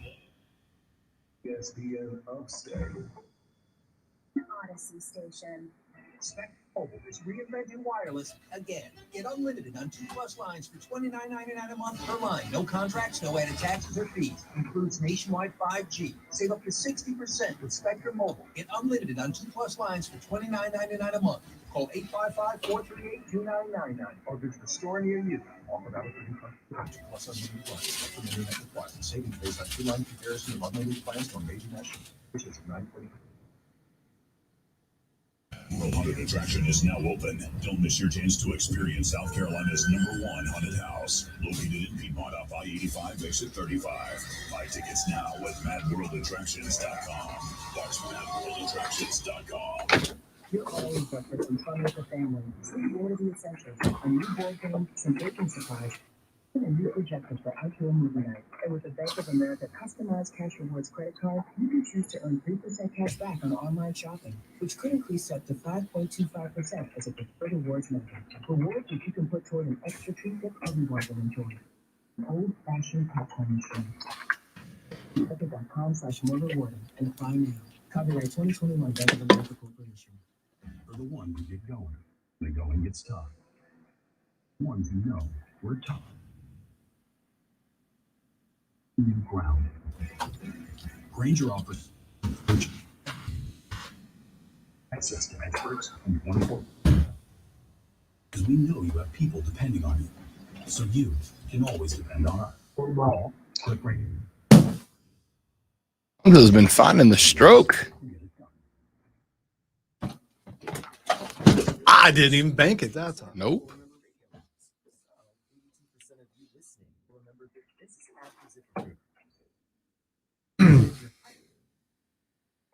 Maybe I should have Draymond Greened it and see if I could go through the wall. Just fastballed it. Yeah.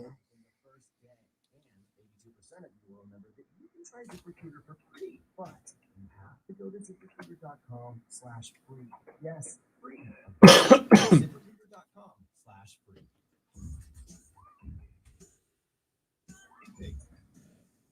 Activate season. And COVID-19. You can get both shots at the same visit. Learn more at cdc.gov/vaccines. New FanDuel fantasy players. Your day is about to get 20% better. Fantasy this football season, FanDuel will give you a 20% bonus on your first. Michigan State at Purdue. What do you think that line is? Cool. Good luck. Oh, that's awesome, buddy. Yeah. Congratulations, Adam. That's big. Michigan, Purdue. You asked what the line was? Michigan State at Purdue. What's the line? 21. -3. Really? For Sparty. Well, Purdue is, they did upset Iowa earlier on when Iowa was ranked number 2.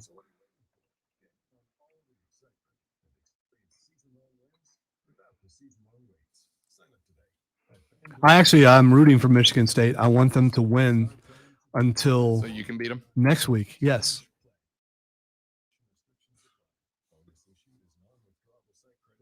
They'll still be ranked if they lost, but, you know.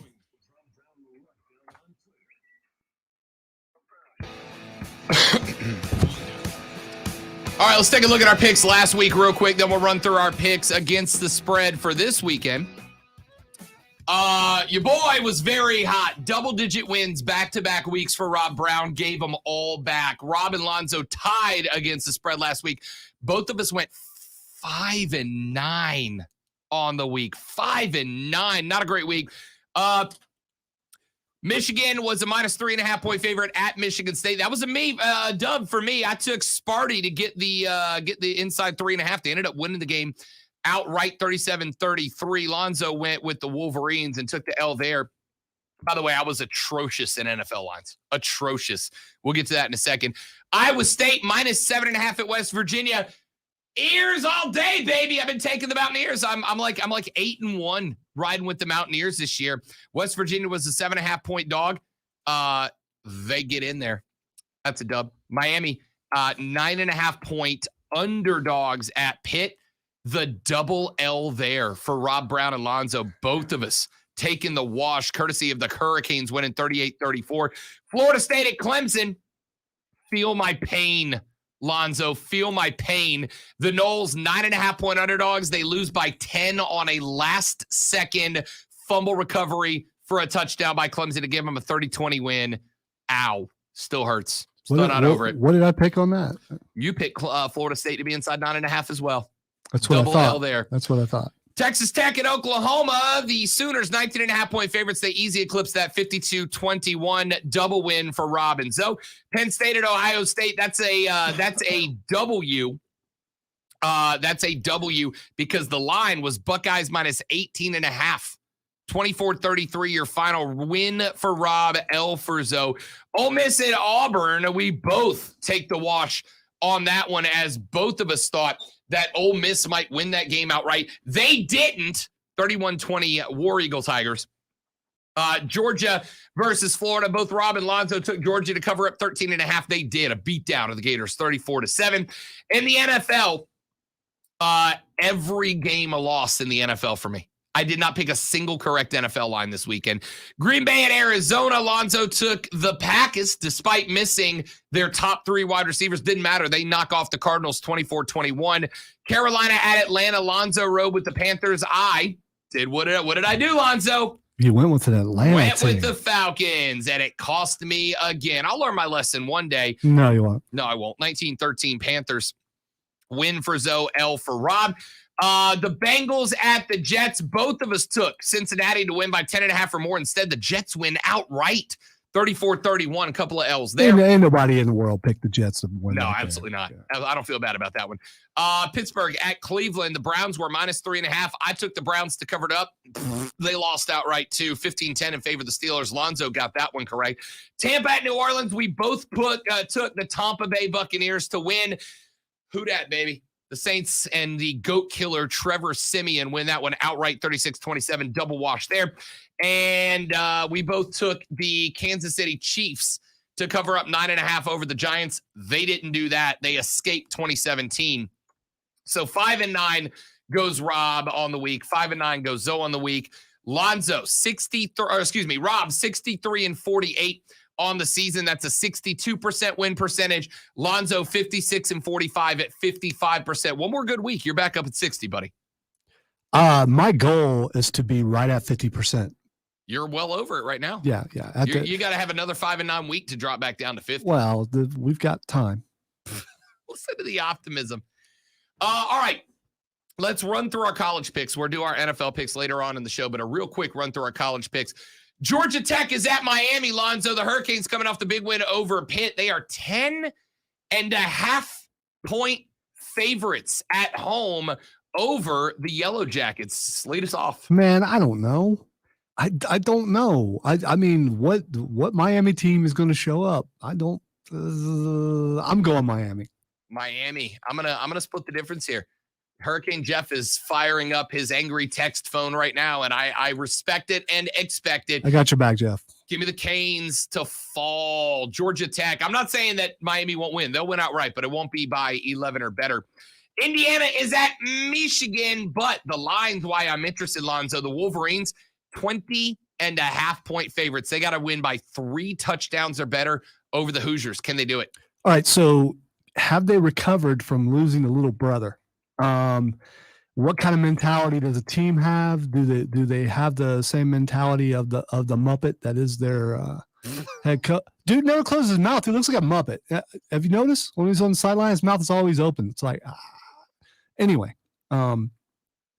I say no. I say Michigan does not cover. Indiana inside of 21. I respect it. I'm taking the Wolverines. Florida is minus 19.5 at South Carolina. 19. Florida's got to win by 20 or better. I'm gonna go hard here. I'm gonna give everything I got at Willie B on Saturday night. Gamecocks lose to the Gators outright, but they'll lose by 18. Give me the South Carolina Gamecocks to cover up the 19.5-point hole. I'm also going to go with South Carolina. Penn State at Maryland, the Nittany Lions. 3 losses on the year for the Nittany Lions, but Terp seems it's not that good. Penn State's got to win by 11 or better. 10 and a hook is the Lions, though. Penn State. Yeah, yeah, they're a better team than they've shown. They're Give me Penn also State as well. complaining, saying that they should be in it if it was a playoff. And yeah, it's like, dude, you've lost. Yeah. Yeah. Mizzou is at Georgia. Missouri not going to have their starting quarterback available.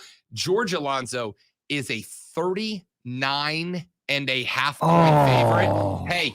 Oh, I am not. Hunker down, you hairy dogs. They win by 45. I'm not going with Georgia on this. That's too much. Rolling Mizzou without a starting quarterback. That's too much. That's too much. Ooh. They're gonna set some people. Okay. You set some people. They are. Georgia missed their starting linebacker after sexual assault claims this weekend. He is suspended from the team. Zoe says the Tigers within 39. I'm taking the Dogs. They're going to hunker down and get it done. Lonzo, your Buckeyes of Ohio State are on the road at the Cornhuskers of Nebraska. We know Nebraska can jump up every now and then in these type of games and have a big one. Ohio State's got to win by 15 or better. 14.5 is the hook. Zoe, I'm riding with your Buckeyes. Scott Frost, Nebraska Cornhuskers are costing my boy Timmy V from the Swamp Rabbits money every week. I think he does it again. Give me Ohio State to cover up 14.5, Lonzo. OH, baby. Lonzo taking the Buckeyes as well. Free win here. Y'all haven't ridden with me all year. You're not going to again here. Oklahoma State. Speaking of the Swamp Rabbits, our buddy Scooty in the front office, big Cowboys fan, tells me that there's no chance they're at West Virginia, Lonzo. I am 8-1, riding with the ears. I do it again. Mountaineers are inside of 3.5 when it's all said and done. All right, we'll see how much money you are. I'm going with you. Riding with West Virginia. Yes. I like it. 2 more to pick. Auburn is at Texas A&M. Top 15 teams here getting a top 15 showdown.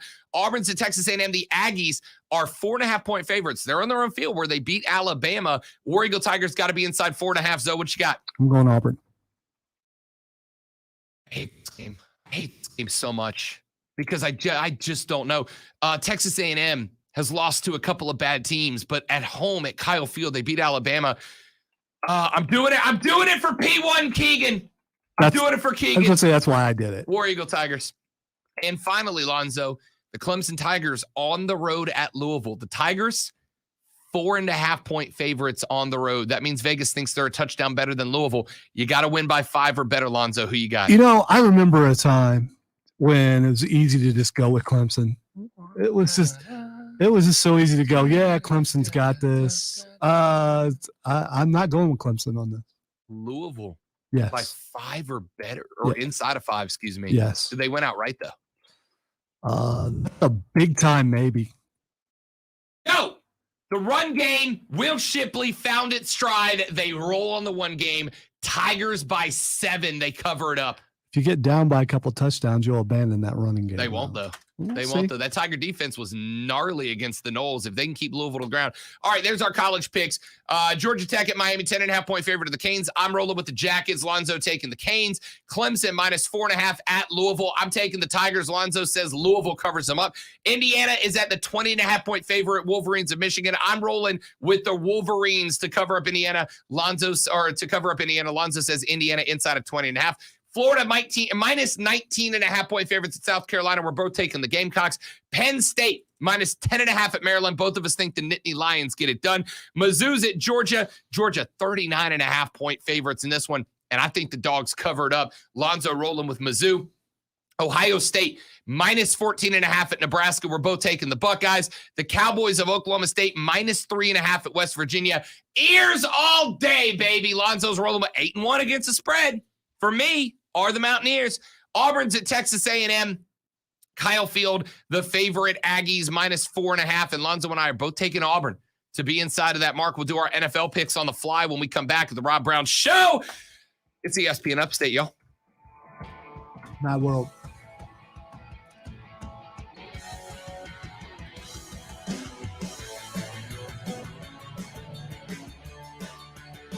Mad World is still open to scare the pants off of you. Halloween is come and gone, but the scary season is forever. It lives on in your heart. And Mad World, right off 385, you got to go check out Mad World. It is a fan-freaking-tastic experience. If you are a fan of having the pants scared off you at Halloween time, well, then let the thrills continue. They have more actors, more scenes, more props, and more effects than ever before. Plus, the 18-hole Ghost Town Mini Golf is still open. So this is a fan adventure for family of all ages. Take the little ones, let them enjoy. Remember the no scare medallions too. You can grab that no scare medallion and experience it without getting scared. Go to MadWorldAttractions.com, MadWorldAttractions.com, and get your tickets and reserve your time now. And don't miss out on the 2021 version, the biggest, baddest, scariest version of Mad World.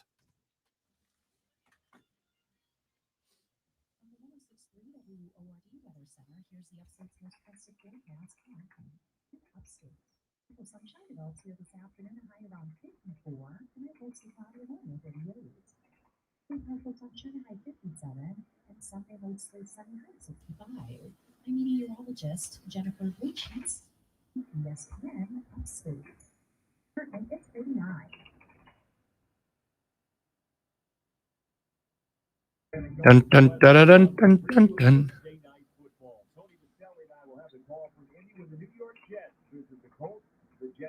This promo's old.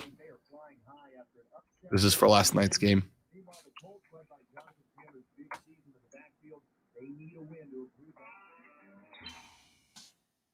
And we never sell. Want to miss the fairway all day and still pull out the big stick. I will always prefer to be behind the grill than a camera. And the men who never let their friends forget about a high school nickname. Odds mentality. This is Twin Peaks.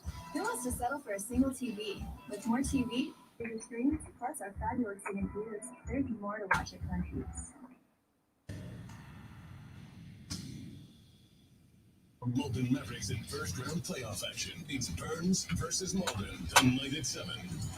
Powered by your local Ingles Market. 97.7 FM, 97.1 FM Spartanburg. One mistake for everyone right now. It's been a tough year, and you sure don't need to get hit with a big, unexpected.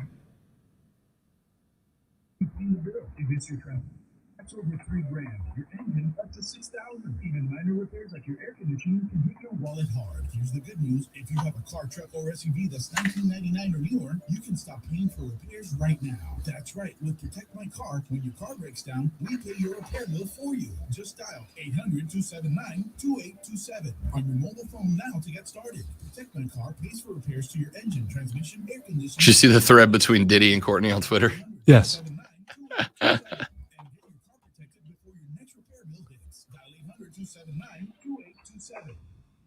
Right now and get free roadside assistance, car rental, and free oil changes. Dial 800-279-2827 and never pay for car repairs again. Dial 800-279-2827. Lowe's November event is back with spending pros like you all month long. Fun get one free deals on select DeWalt power tools and top values like a Spider 2-pack with 4.5-inch diamond cutoff wheels for $14.98. Join us for Provember. Going on now. I love this. So these two got into it. Bowman won the race and was trying to do his burnout, and Hamlin was like, no, and just drove his car into him so he couldn't do his burnout. Maybe the My Computer Career logo should represent unemployed to employed. Ryan was out of work when he started classes in March. In September, he started his IT career, working for Amazon, making more money than he ever thought possible. Here's a prime opportunity. Go to mycomputercareer.edu and take the free career evaluation today. You could start your new life as an IT pro in as little as 4 months. It's not rocket science. It's mycomputercareer.edu. There's no rest. And then there's the best. You're listening.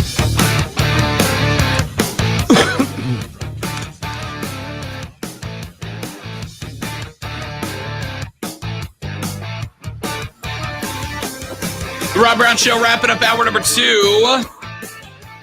Coming up on the next hour, we got Fanboy Friday, where Lonzo and I, well, we already know what we're talking about. Let's burn through these NFL picks real quick, Lonzo. Denver's at Dallas. The Cowboys minus 10.5 at home. You taking the Broncos on the road or the Cowboys to defend this house? Click clack. Cowboys. I'm gonna roll with you. I think the fire sale has started in Denver with Von Miller being shipped out. New England 3.5-point road favorites at Carolina in this one. Zoe, who you taking, Patriots or the Panthers to defend the house? All right, going with the Panthers. Yeah, I'm going the other way. Mac Jones. It's hoodie, man. It's hoodie. That means that Carolina looked better. It's a toss. Buffalo minus 14.5-point favorites at Lonzo's Jacksonville Jaguars. That's funny. Yeah, I'm going with Buffalo. Yeah, so am I. I thought maybe I can entice you on that one. Cleveland Browns, we got the all-Ohio battles, though. The Browns are at Cincinnati. The Bengals, 2.5-point favorites. It's almost a pick 'em. I'm going with the Browns on this because, that OBJ mess is behind them. No, it's not. Yes, it is. No, it's not. It's gone. No, it's not. It's Cincinnati. Bengals at home. And I love the Browns. I've been in Baker's Corner all year. I love the Browns. But since he's due for a bounce when the back, clouds part and the sun shines in, it's an amazing thing. Exactly. Green Bay is at Kansas City. Your Chiefs, Lonzo, 2.5-point favorites. That I can take. I can take that one. Yes, I'm going to go with the Chiefs there. Hell yeah, you're going with the Chiefs. So am I. So is everybody else. So is everybody. And Arizona's at San Francisco. The 49ers at the house against the NFC favorite, ?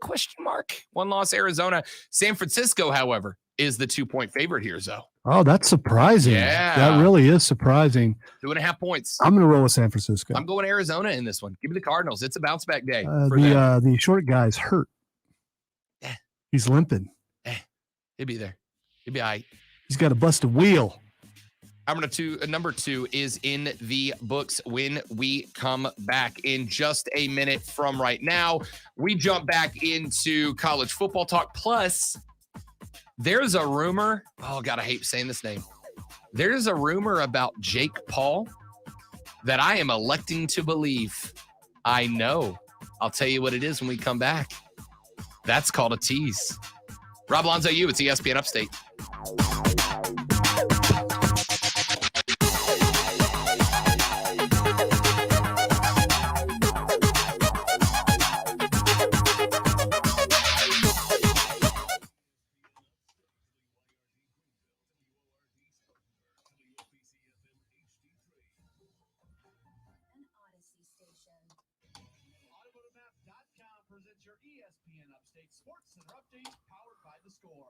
The offseason has arrived just a couple days after the World Series comes to an end for the Braves, as outfitter Adam Duvall has declined his half of the $7 million option. He is going to receive a $3 million buyout because he has fewer than 6 years of Major League service time. He does remain with the Braves as an arbitration-eligible player if they want to get him a contract. If they did, they'd probably be on the hook for about $9 million for next season. Of course, Eddie Rosario, Jorge Soler, Jack Peterson are all hitting free agency, and Ronald Acuna Jr. might not be ready to start the season next year, so it might be something that they'll do. Download the Score app today. Lightning fast sports alerts. Rob Brown Show, what do you want to talk about? Why the Score app is one of North America's most popular sports apps. Nothing much. So I'm guessing that you're calling in to do the segment that Rob forgot about. So that's okay. I will remind him when he comes back in. No. It's he just does that.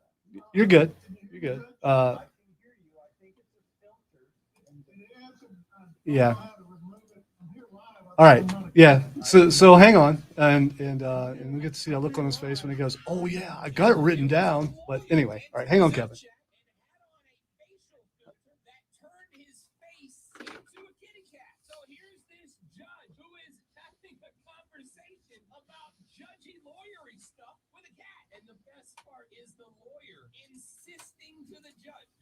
So Kevin's on the line.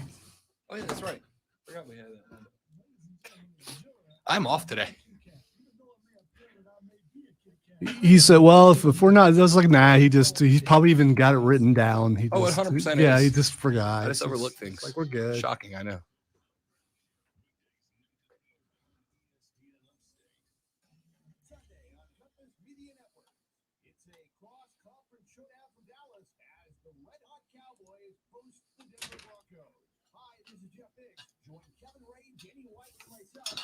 I bet this conversation was interesting. Oh, I've seen excerpts from it, and he says everyone knew it, and he gives reasons.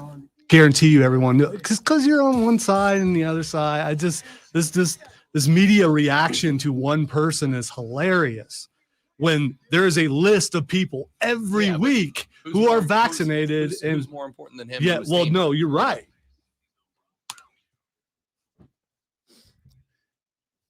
Not only is it Friday, gotta get down on Friday. Not only is it football season, ladies and gentlemen, but in the world of prep football in these parts, I don't know why I said it in these parts. Yeah, because I think it's happening in all parts of. Yeah, it's probably. Decided to go Western on it. Now, see, around here in these parts, it's high school playoff football time, y'all. And who better to talk playoff high school football with than our buddy, the host of the Moving the Chains podcast, Mr. Kevin Thomas. Joins us as he does every Friday on the show. KT, what up, fella? Rob, my man, still just celebrating the big Braves win, getting ready for some nice play football tonight, and in a really good mood on a Friday. I got to tell you, man, the longer the day goes on and the more I watch coverage of the parade, Kevin, we should have just played hooky and went. We messed up, dude. Dude, I feel like I probably liked like 1,000 tweets today from the parade. Every picture I see of someone chugging a beer, wearing a hat, whatever, like. I can't get enough of the action right now. I'm watching the local coverage of WSB TV2 out of Atlanta. It's the local news channel there. And they're covering the parade, and I'm cracking up because they've got the helicopter that is flying over the flatbed with the players on it as they make their way towards the battery. And they're not zooming in. And I'm like, why are they not zooming in? And I realize it's because every now and then you see something fly up to the truck, like towards the truck. And I realize it's just Braves fans chunking Miller Lights up to Jock Peterson to go all Stone Cold Steve Austin on it on the back of a flatbed. Ladies and gentlemen, welcome to Atlanta where the players play. I saw a tweet earlier. This could be one of the top 5 parades of all time, and it's probably not 2 through 5. So put it where you want. This could be a wild time in Atlanta today. All right, let's talk a little high school playoff football with our buddy Kevin Thomas, host of the Moving the Chains podcast. You can find them on Facebook at facebook.com/movingchains, MOVINCHAINS, on Twitter and Instagram at Moving Chains. No G in that one either. And, of course, their podcast can be found on Spotify, Apple Podcasts, Google Podcasts, wherever your podcasts are found. Looking back at Week 10 heading into the playoffs, Kmart, Hillcrest, TL Hanna, we looked at that as a potential high-scoring game, and we weren't wrong. 44-28 the final, and it wins Hillcrest the region.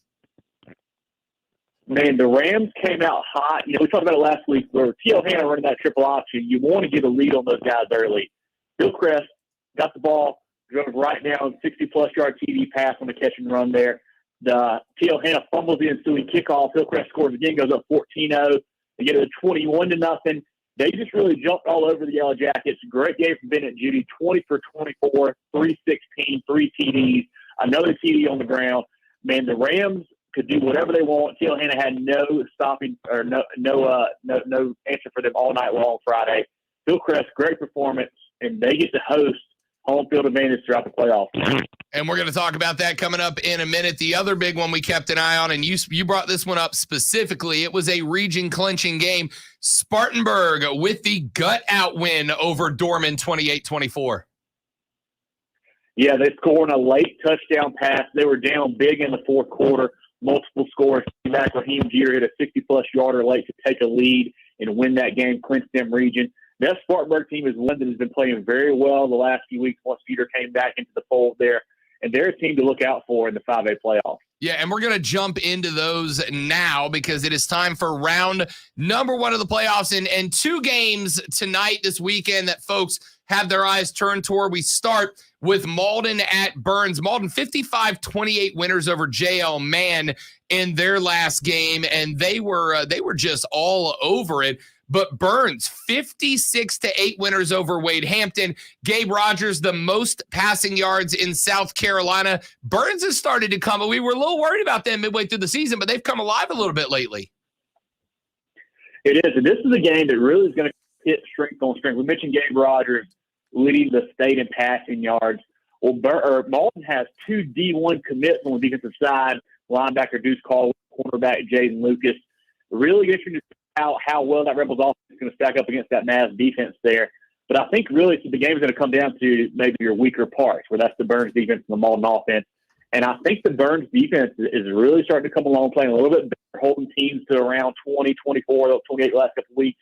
If they can do that tonight, I think Burns will win this game and win it in probably a 31-21, 31-24 fashion. But it should be a really good ball game over there at Nixon Field for tonight. Talk to me about the turnaround from Burns. You know, we covered the Rebels games here on ESPN Upstate, and they had a little slack there early into the middle of the season where I know there were some folks even calling the show wanting to talk a little bit about what's going on with Burns, et cetera, but they seem to have picked up steam lately. Yeah, it's been such a wild season for them. You know, they've had games where they've scored 50, 60-plus points. They had a game they lost 64-62 early in the year, just a wild game there. But then they had games where they didn't score. They scored 15 against Gaffney, a couple low scorers, 25 against Dutch Fork. But the last few weeks, like the defense has made a difference. They had a 70-0 win over Riverside, so a shutout there. They beat Dorman 20-17. The TL Hannah game they lost, still only gave up 28 points. And Holdaway Hampton to 8 last week. You know, some of that is playing some lesser competition. A few of those teams are. But I think the young defense is finally kind of growing up, Rob. And the offense has just been enough, and it's been great all season long, not turning the ball over, playing a little bit of ball control there on that side of the ball. Burns is a team that they're kind of a dark horse inside if people aren't talking about them. But if they can win this ball game, you never know what might happen here in round 2 and 3. All right, round 1 matchup between a couple of teams coming off of an L. Both Dorman at TL Hannah. We talked about both of those teams. Dorman, of course, fell 24-28 to Spartanburg. TL Hannah 44-28. Hillcrest gets the better of them. Now the two of them line it up. TL Hannah's had a couple of rough games in a row here. We know that Dorman's got the opportunity to put yards up in bunches. Run me through this one. Two teams that have been very hard to read. You know, Dorman, they look like world beaters one week and look awful the next week. You know, honestly, two of their most impressive games have been losses, and those were losses to Gaffney and Fort Dorchester. When you look at TL Hannah, they just rolled through the first part of the season, won 7 or 8 games in a row. Had played a tough one against Burns 2 weeks ago. Kind of surprised me there. And then obviously getting, blown out by Hillcrest last week. These are two teams that are very up and down. I think TL Hannah is due for a bounce back. They do worry me because their defense was atrocious last week, and we know that Coach Gutschall over there at Dorman has always got a good game plan. But I think TL Hannah has a little more firepower on offense. If they can just get a lead early on Dorman, I think the Yellow Jackets win that ball game. A couple other games around the area that we're keeping an eye on that you've noted here. Greer at Westside High School. Yeah, this is a game we actually saw this one earlier in the year. Greer beating them by, I believe, 3 points in week 0, week 1, something like that. But now Westside is the home team, region champs. They've got a quarterback, Zamora, a Marshall commit, can really throw it all over the yard. Greer, another team that has been trending in the right direction. They had a tough loss to Lawrence last week. I think the Rams of Westside and that offense will be a little bit too much for the Yellow Jackets at home. Riverside at Hillcrest. Hillcrest coming off that 44-28 defeat of TL Hannah. Of the games that you have on the bottom of the sheet, Kevin, this one I kind of find interesting. And granted, Hillcrest is the school I made it out to earlier in the year. They've got a great atmosphere out there. Riverside coming in could be interesting. It is. Riverside started off 6-0, 7-0. They had a couple injuries to the quarterback and some line, but they really kind of taken a hit on that team there. The quarterback still questionable for tonight, I believe. If he plays, the Warriors can hang around. Rob Sanders, great player there for Riverside. But then Hillcrest is just, they're really hitting their stride right now, Rob. We saw them early in the year against that Greenwood team. They did not look great offensively. But they've been playing well. They've been running the ball and throwing the ball, kind of doing whatever they want. A good mixture there with Coldren and McFadden and Judy and those guys. I think Hillcrest puts up a lot of points here. Can Riverside keep up? I don't know. I think the Rams at home will probably win this game by a couple touchdowns. Lawrence at Easley next up. Lawrence is the lower seed, the 3 seed here, but I think they're the better team. I think they go on the road over to Easley. James Raw, Jaden McGowan's the Vanderbilt commit there. A little too much firepower on offense. Easley's been up and down. I think that Lawrence is the better football team on the road. I think they get this win. And Broome over at Powdersville in round number 1. Another game we saw week 0. Powdersville won that one by a couple of scores. The thing that worries me about Powdersville is their region is not the toughest. They don't have a lot of tests late in the year, while Broome has, playing guys like Chapman and Clinton and whatnot. But I think Powdersville with Thomas Williams, Eli Hudgens, Jalen Herman on defense, they've got too much talent there. The Patriots should win this game. at home and continue to roll on their undefeated season. All right, Kevin is Kevin Thomas joining us here on the Rob Brown Show on ESPN Upstate. Kev, first off, what game are you going to? And if folks only got to pay attention to one tonight, what's the one? Yeah, so I'm actually heading over to Irmo at York. Technically an upper state matchup as far as the playoffs go, a little bit more of a Midland game there. Should be a great ball game. But if you're in the upstate, I think you got to go to that Malden-Burns game. I mean, just the talent that you're going to see from Malden with Jaden Lucas, the Clemson commit, Deuce Caldwell, North Carolina commit. Really fun to watch those guys because they play both ways. So they play linebacker, DB on defense, and they play some receiver and running back on offense. Those guys can really get after it. And then Gabe Rogers for Burns, he is fun to watch. He has improved 1,000% from last year, throwing it all over the field. A lot of playmakers, Gregory, Imhoff. Could be a really fun ball game in Nixon Field tonight. Kevin Thomas is the host of the Moving the Chains podcast. You can find them on Facebook at facebook.com/movingchains. Same handle on Twitter and Instagram. The podcast can be found on Spotify, Apple Podcasts, Google Podcasts, etc. Kev, what you guys got coming up on the podcast for folks to pay attention to? Got a couple interviews coming up with some head coaches, trying to, work around their schedule with playoff prep and whatnot going on. We got some good things coming out here in a couple of weeks for you guys, as well as weekly playoff prediction shows still going out on Tuesdays. We do our preview for each the following rounds. And we plan on being at a game each week, being at state championships and the All-Star games as well. So lots of good stuff coming up for you guys. Love to see it. And Kevin, just in case you hadn't heard, and I don't know if anybody's told you yet, but the Atlanta Braves are World Series champions. That's not getting old, Rob. Say it again. Say it again. Ladies and gentlemen, the 2021 Atlanta Braves are your World Series champions. Kevin, I'm not going to lie. I might say it again before the show's over, to be honest with you. That sounds – might as well. Might as well. Kevin Thomas, appreciate you, big dog. Happy Friday. We'll talk to you next week for round 2, partner. Yes, sir. Thanks, Rob. Appreciate you. Always. That's Kevin Thomas from the Moving the Chains podcast. Again, find them on Facebook, Instagram, Twitter at Moving Chains, MOVINCHAINS. And, of course, pick up the Moving the Chains podcast wherever your podcasts are found. When we come back, it is Fan Boy Friday. And boy, howdy, did WWE give us a topic to talk about when we come back. Plus, the rumor that is being spread right now about Jake Paul that I have elected against my common life philosophy to believe without any evidence on nothing but anecdotes. Why? You'll see. That's next on the Rob Brown Show on ESPN Upstate.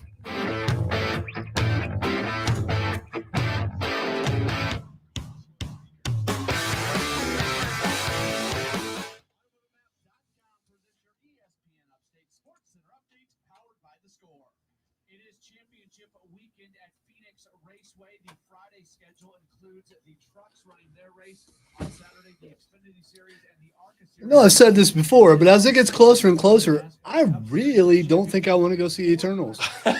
But I feel like I'm obligated to go do it. We have to, right? Well, I think I have to because I need to to review it. On the show, Yeah, and I mean, I hope when I end up going, because I will, that I end up liking it. I just don't. Download the Score app today. Lightning fast sports alerts so you never miss a thing. It's why the Score app is one of North. I don't have the same attitude that I did going into Guardians of the Galaxy because I didn't know anything about Guardians of the Galaxy. I didn't know any of those characters when I went into it, but I was excited about it anyway. And I don't know if it was because of Chris Pratt, because I like Chris Pratt.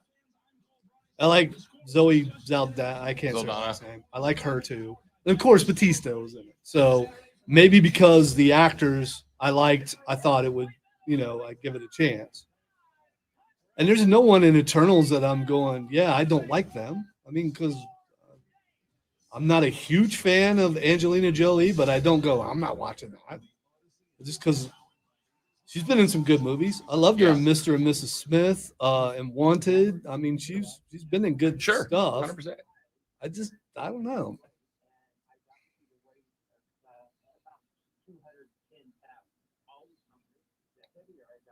Captain Marvel had some bad press going in. I still think it's the worst Marvel movie because if you take Samuel L. Jackson out of that movie, it's a bad movie. I don't think it was bad. I think it was so different. Well, I did read some of those reviews that I talked to you about. Maybe I'm going to read. Yeah. And a lot of them are saying that this director decided to go outside of the formula. Right. And it seems like they're gearing it towards all the things people complain about DC. And so I'm curious. But also there's supposed to be a really good after credit scene. So can an after credit scene be so good that it makes a mediocre movie seem better? I guess if you leave the theater and you're talking about that scene and not talking about anything in the movie. Yeah.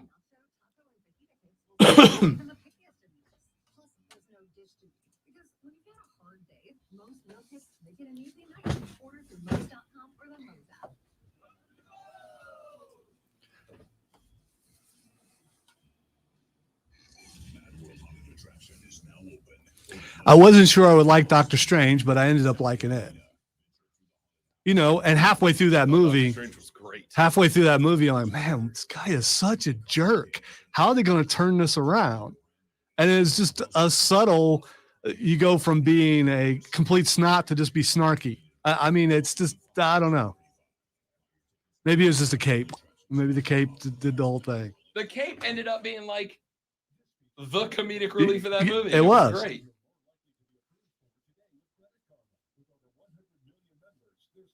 That and Wong. I'm just really glad that guy was able to make it from spare time last night to get on. I know. Today. I know. I was thinking the same thing.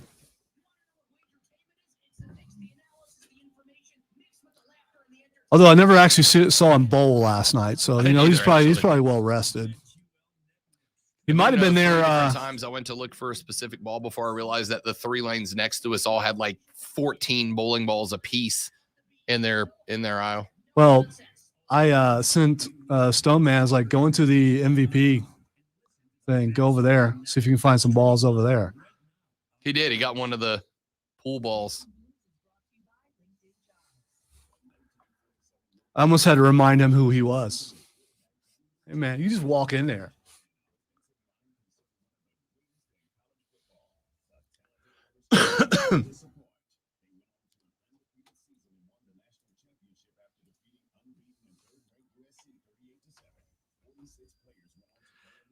Now I have another problem. Do I put the bowling ball in the closet or do I leave it out where it's visible? So every week I go, you know what? I think I'm going to go bowl. Go get some lanes in.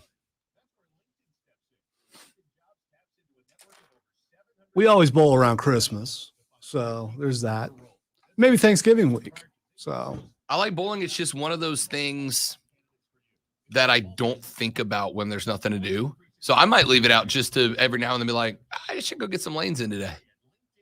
I just never think about it when I've got nothing to do.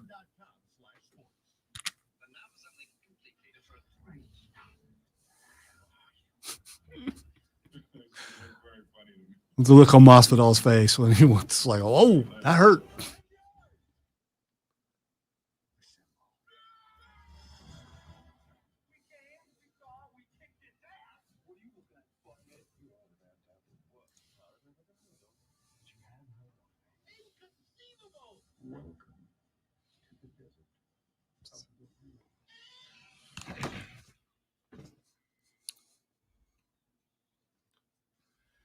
When you hear the lightsabers clash, you know it's time for Fanboy Friday, the segment where Lonzo and I #do not stick to sports and talk about, well, whatever we want to talk about. The nerdy conversations we have off the air are brought on for a brief period of time. And last night, as we're waiting to get started bowling, Lonzo turns to me and just kind of jams his phone into my face. And he's like, look at this. And I went, okay. What am I looking at? And I saw names like Keith Lee and Karrion Kross and Nia Jax and Eva Marie and Ember Moon and Scarlett Bordeaux and Frankie Monet and Oni Lorcan and a handful of other wrestlers, some that I know, some that I don't. And I thought, my goodness, what is this? WWE has released Frankie Monet, Ember Moon, Jessie Camilla, Katrina Cortez, G. Rama, Oni Lorcan, Trey Baxter, Zeta Ramirez, Scarlett Bordeaux, B-Fab, Grand Metalik, Lindsay Dorado, Karrion Kross, Harry Smith, Nia Jax, Eva Marie, Keith Lee, and Mia Yim due to, quote, budget cuts. End quote. I didn't hear you mention it, and I see this on this list. Oni Lorcan is on there. Yeah, I threw him in there. Did you? Okay. Yeah, he was in the middle. Well, that shows you how much I cared about Oni Lorcan. I didn't hear it when you actually said it. Dude, I loved the little brawler duo that he had going Just for a while. Just another bald guy. Give me all the hardcore bald guys scrappers. Anyway, yeah, we had to interrupt our previously scheduled bowling last night to try to figure out exactly what in the world we were looking at when we saw all of these names released due to budget cuts. I got nothing, Zoe. I mean, listen, all right, I'm not worried about Trey Baxter and Zeta. I don't really know all of these names, but Keith Lee shocked me. Keith Lee at one point was going to be the next big thing, right? He has a great match with Roman Reigns that Roman almost broke character to dap him up afterwards. He had a great showdown in the Royal Rumble with Brock Lesnar, where he was one of only a very small number of guys who has been able to get some offense in and brought. Keith Lee has to step away for a while. Turns out that he has some sort of heart issue. And I guess I can allow you to create do we know what's going on behind the scenes? Maybe there's more to this. But if there was, they wouldn't have brought him back recently with the Bearcat moniker, which I still don't understand. Like, you had a great character in the Limitless one, Keith Lee, and then you have him come back as Bearcat Keith Lee, roaring like a bear in the ring. I just don't understand what's going on. That one really didn't surprise me, because you can tell. And, you come at me all the time about, there's another one that Vince doesn't know what to do. Hell yeah. But there.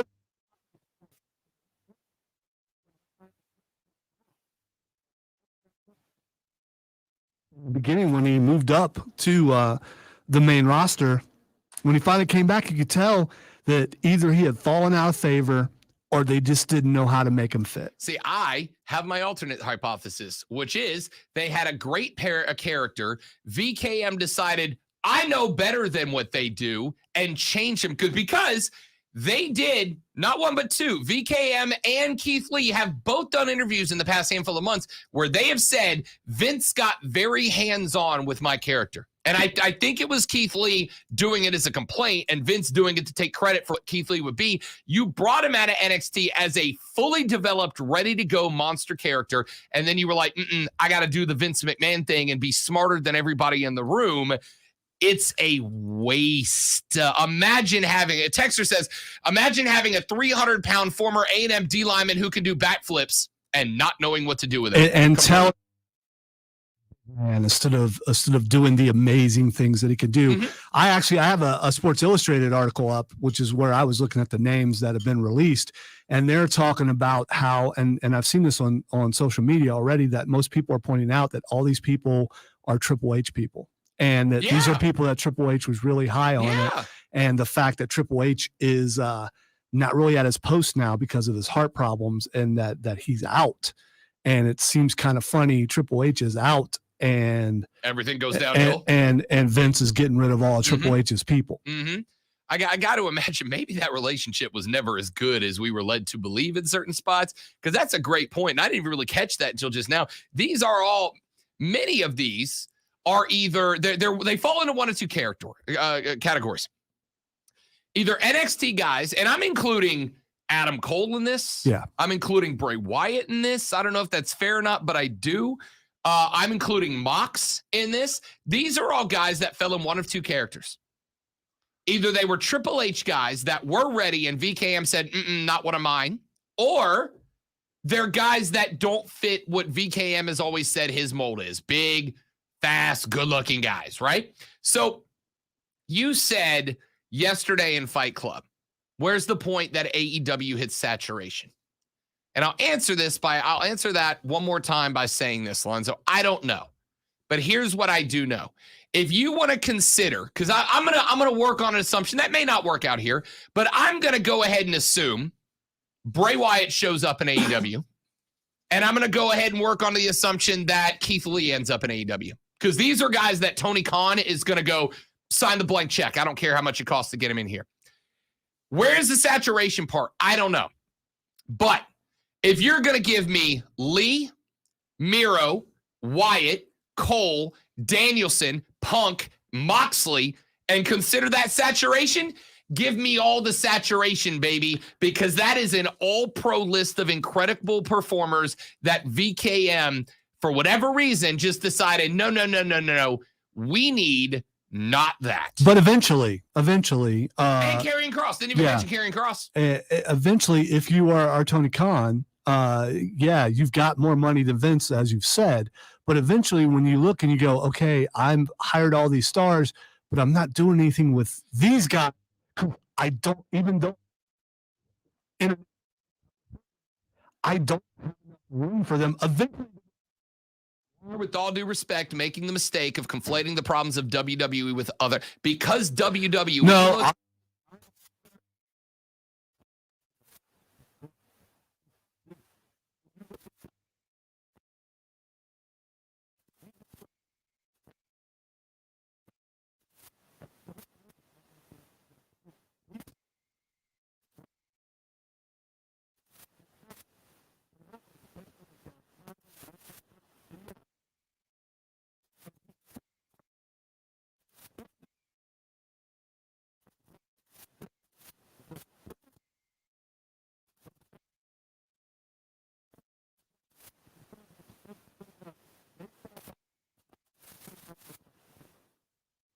Back to, there's two issues with what you're saying.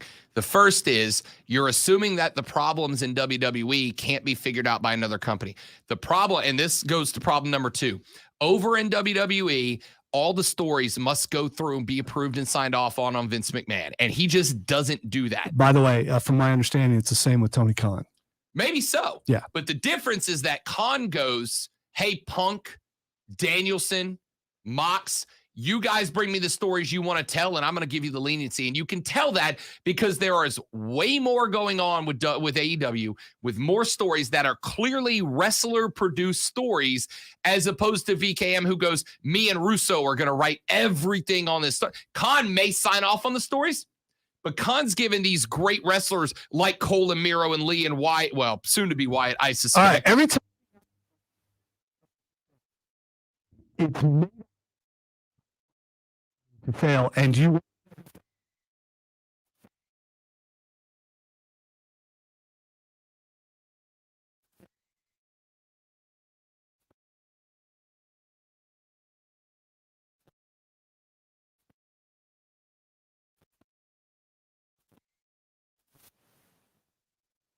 to fail. Quite the opposite. I want them to succeed because I want two great products. What I'm saying is the way that WWE is operating right now will cause them to fail. Not that I want them to, but I want to. This is me. You ever had to do an intervention with anybody? It's a tough thing, right? Because you got to look in the face of somebody that you care about and go, you are screwing your life up. You are hurting yourself and all the people around you. And if you don't do better, I will have to cut you out of my life. Not because I want to, but because I have to. I feel like I need to have an intervention with Vince. And I need to go, what you are doing right now, you are hurting yourself. You are hurting this company that, once I don't want to fail, the WWE has been a part of my life since I was literally a child in different iterations, but it's always been there. By the way, really quick, according to the last line of this Sports Illustrated article, while the company line is that budget cuts were the culprit, BS. Do not weep for a company that is turning record profits and announced quarterly revenues of $256 million in an earnings call this Thursday. This is not budget cuts. This is Vince cleaning house of guys that he doesn't want or like. That's all it is. Because at the end of the day, it's his finger on the trigger. This is Vince cleaning house of Triple H's guys or guys that don't look like what Vince wants a wrestler to look like. That's all this is. All right, really quick. Let's talk about where we really think some people should turn. I don't agree with you with Keith Lee showing up in AEW. Why? I think what story can't you tell with that guy? I think he fits better in Impact or somewhere else. Bray Wyatt. Bray's an AEW guy. What if he takes over Dark Order? Are you willing to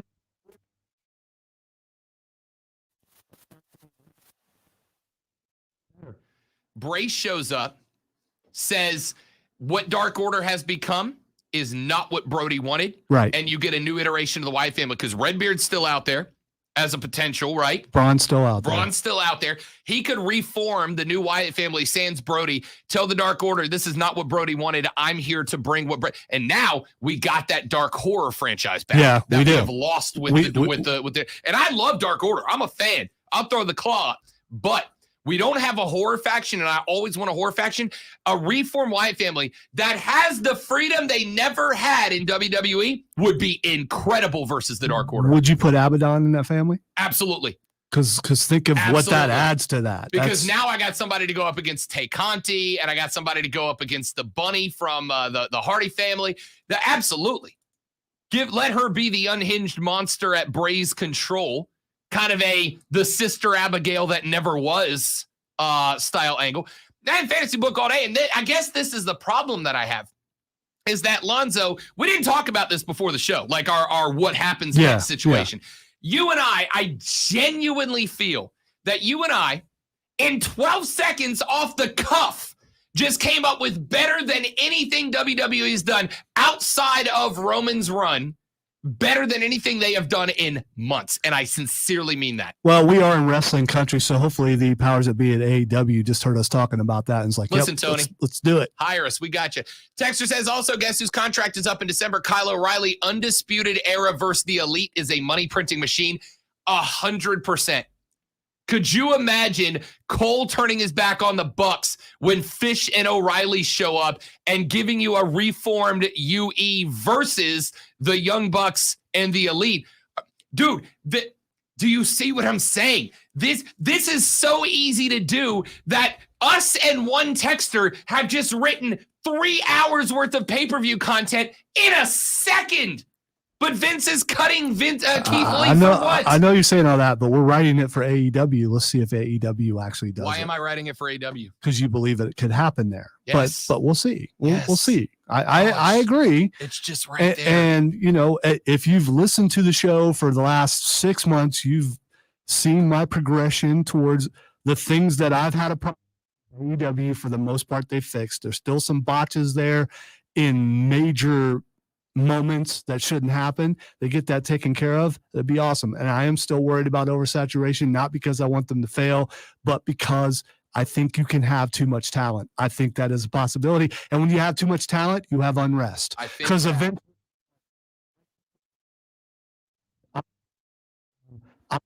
where else? I think that is a lesson, a situation that Vince has taught you to be afraid of, that you can break the cycle. Join Dark Order. By the way, I've seen it happens in the NBA.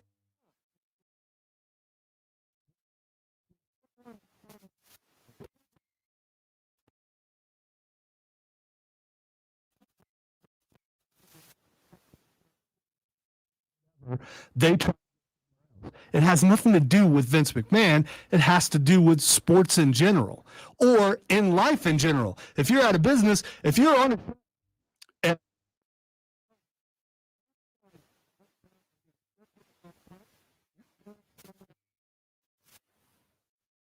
happened to me. I'm going to refrain from speaking. All right, Lonzo, I want you to put in on this one too. I got one more before we bail on Fanboy Friday. Multiple reports coming out. That does not make it true, Lonzo. Anecdotal evidence is not evidence. It's hearsay. But multiple reports are coming out. Conor McGregor's teammate, Dillon Danis. Do you know this name, Dillon Danis? Do you know this cat? It sounds vaguely familiar. Okay. Conor McGregor's teammate, Dillon Danis, has made claims and is going on the record repeatedly to defend them that Jake Paul has put into his contracts a no knockout clause. If you knock out Jake Paul, you do not get paid your purse from the fight. Now, I elect to believe this, Lonzo, for 2 reasons. The first one is that's the obvious reason. Because I hate Jake Paul. Yeah. But the second reason is this. Let's go back to that last fight against Woodley. Woodley, at one point, I am 95% sure from having to rewatch that fight, put Jake Paul to sleep. But did you see what Woodley did? Woodley, contrary to what you're supposed to do in a boxing match, when he put a solid right hook on Jake Paul and Jake Paul went limp, Woodley underhooked him, almost like he was trying to perform an MMA move. Underhooked him, put his arms up under the armpits of Jake Paul, and carried him to the ropes. Do you remember this? Do you remember when we broke the highlights down to this fight? Yes, absolutely. Yeah. Jake Paul looked like he went to sleep. Woodley underhooked him, carried him to the ropes, and held him there until Jake Paul came back online. And you'll also notice that after that point in the fight, Woodley never threw another strong right hand at Jake Paul. Go back and watch. He never threw another strong right hand at Jake Paul. So now we've got Conor McGregor's teammate, Dylan Dennis, a guy who's, I don't know him well, but I've heard the name, right? And he's in Conor's camp, so he's not a nobody, is now saying that Jake Paul has put a no knockout clause. If you knock him out, you do not get paid from the fight into his contract. And that makes sense when you look at that Woodley fight, when he underhooked him and carried him to the ring until what I believe is he came back awake. All that being said, I got the tattoo. Yeah, that's fine. Because you know why? Because of money. I will also get a dumb tattoo for money because once I make $1 million, I'll go cover it up. All right? I will take anybody listening right now. For $500,000, I will tattoo anything you want on my arm, on my chest, on my butt. Everything's game but the face. And I got to tell you, for $500,000, I might even consider the face. For $500,000, I will let you tattoo anything you want on me. How blasphemous or awful it is, I don't care. Because for $500,000, another $10,000 later, it's covered up, and I got $490,000 left. Say, I could think of some letters that would really bother you. Have at, buddy. Have at for $500,000, and he got paid more than that. All right. So in the end, what does this matter? And if so, these have all been billed as amateur contests. We don't know what the rules are. We've talked.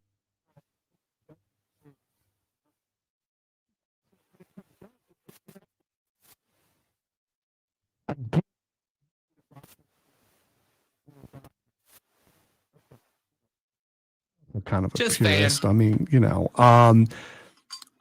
whether you like them or not, and whether this stipulation is in there or not, they still have brought attention to the world of boxing. No, they haven't. They've brought boxing.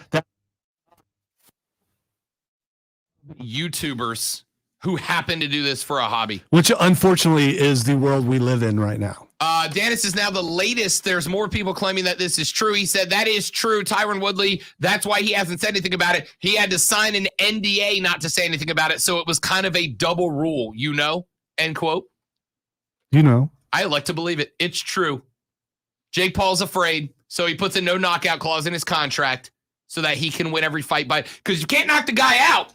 That's the only way to win without going to the judges' scorecard. So if this is found true, but he decides to fight Mike Tyson, no one's going to buy the fight because. No. Would you buy it right now if you know that Mike Tyson is not allowed to knock out Jake Paul? I haven't bought any of these, but would you?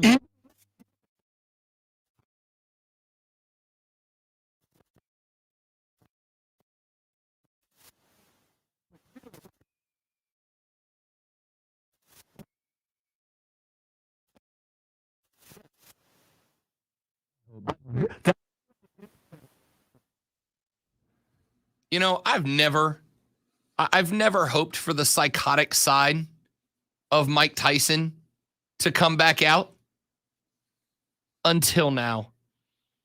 Back after this on the Rob Brown Show, ESPN Upstate. That was actually more fun than I thought it was going to be honest with you. And I thought it was going to be fun.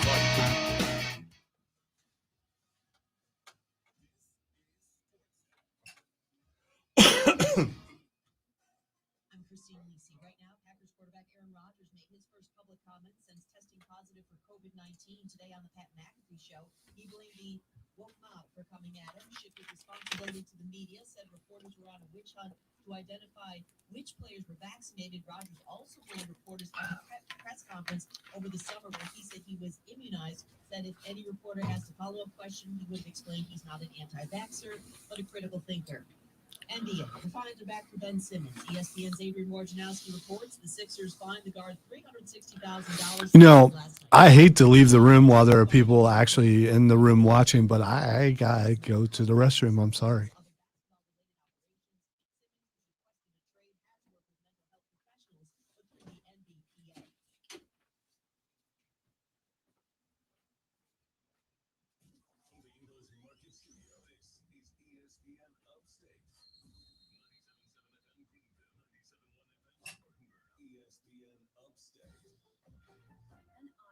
station.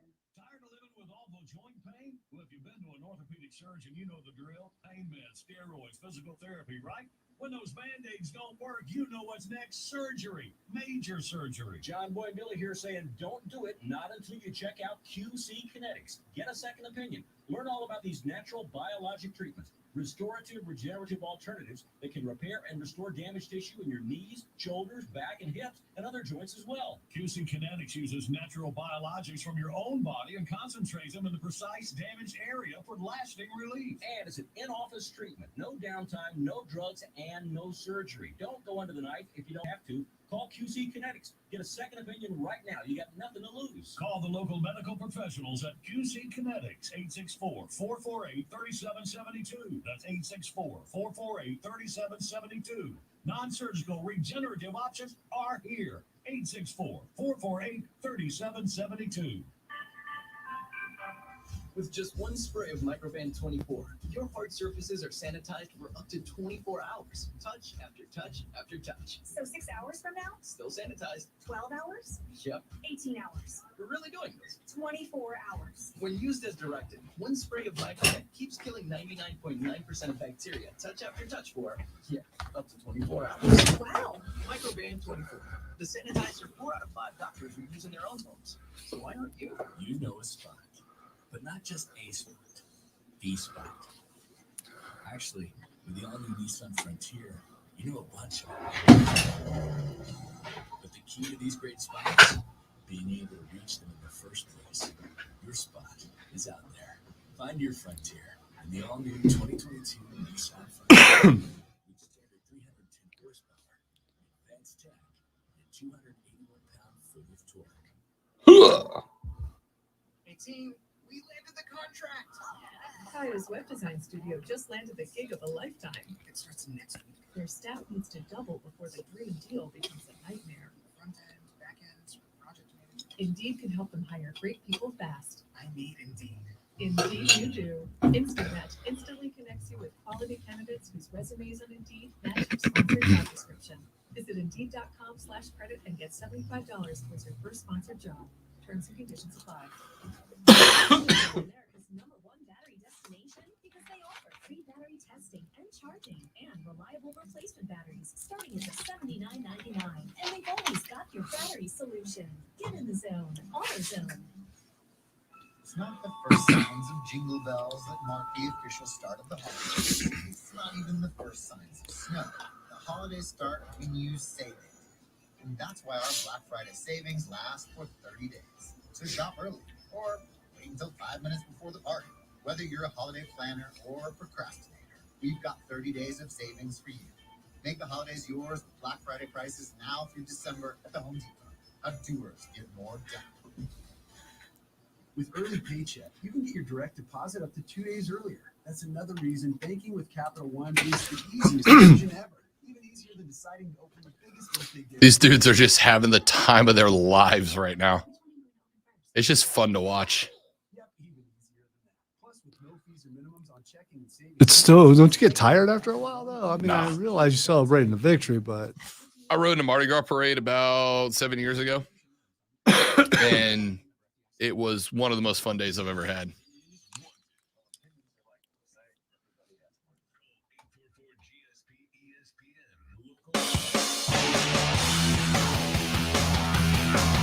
Odell Beckham Jr. no longer a Cleveland Brown. He has been given his release from the Browns. But don't salivate just yet, teams, because the waiver wire order is what will determine where Odell Beckham Jr. lands. First and foremost, Lonzo, here's a fun question that nobody's asked yet. Do you want Odell Beckham Jr. right now? not me. Yeah. Basically seems if he's not the face of your franchise, he doesn't want to be there. And when Pops gets invited, by the way, Odell Beckham is almost 29 years old. I had to tell you, I love my dad. My dad was the most important person in my life to go to for advice and help and blah, blah, blah, blah, blah. If I was at 29 years old and my dad was sending out mean tweets to my bosses, I'd be like, Pops, dog, I love you, but can you not? I learned my lesson with that early on. speaking out against some coaches like in middle school and high school without naming them. And then turns out that they were actually listeners. And they talked to me about it later, and they knew I was talking about it, and they thought it was funny. Yeah. But it Not doesn't. Pops doing it, though. Yeah. It doesn't.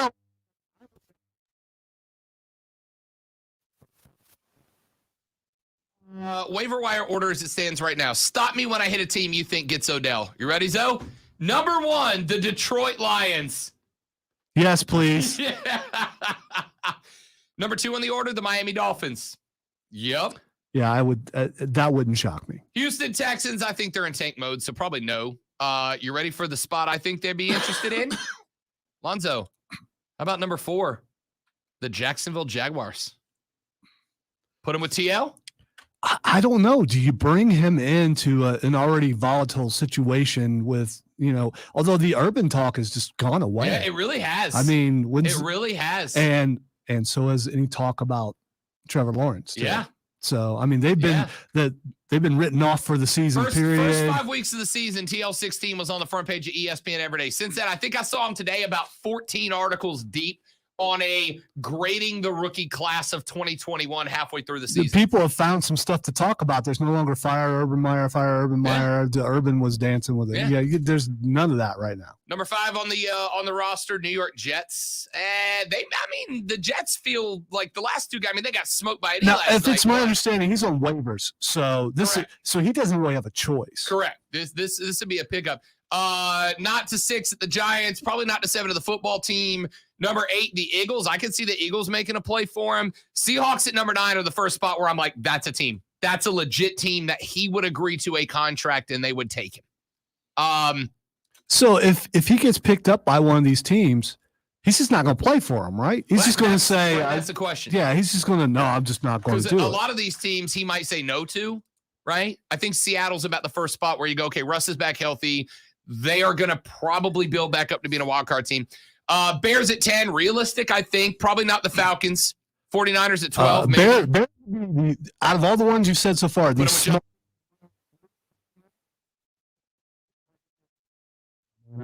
God. Throw me the ball. Yeah. And throw me the ball. Might be. Yeah.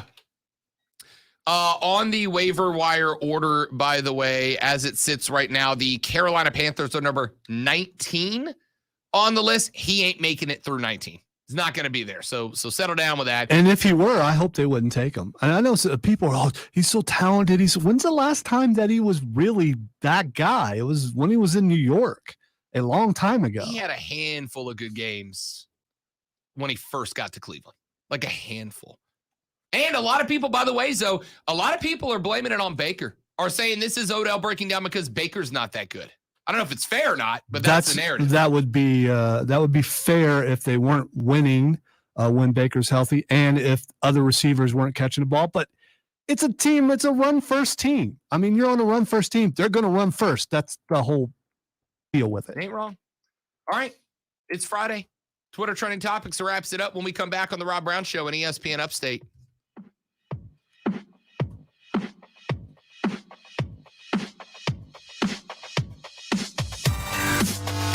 No, we're good. I was just letting the bed hit a little bit before.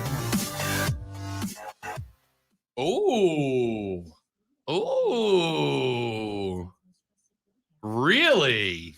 Hey, we know where that place is. Uh-huh. I've been curling there. I wouldn't mind going there only if I'm promised there'll be fights. I don't think they let that get away as much in college club ice hockey. It's club level, right, Adam? This is not NCAA. This is club level NCAA hockey. I think, right? So that's like when you say club level, yeah, okay. He says yes, they do. Really? Okay. Well, your boy's birthday rolls around in February. That might be the Rob Brown birthday party of choice. Will be hit the rink for some Clemson Carolina hockey, and then maybe roll down the road to Hall of Fame Sports Bar afterwards. I wouldn't mind getting a Gamecock hockey jersey. Damn I right. think that would be pretty sweet. Damn right. I used to own this, and I lost it. But let me find the one.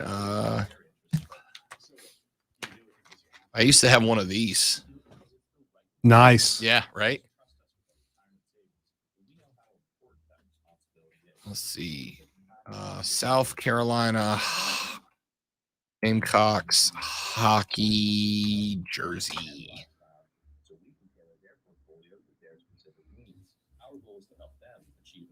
Do they even have a regular team? That's not bad. No, I like that. That's not bad. Although, You think the C's too big? I kind of dig that. Yeah, that's very old Kinda school right dig there. that. I do too.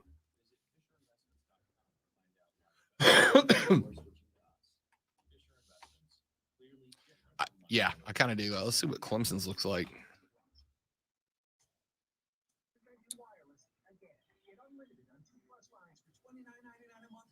No contracts, no added taxes or fees. Includes nationwide 5G. Save up to 60% with Spectrum Mobile. Get unlimited. We got 3.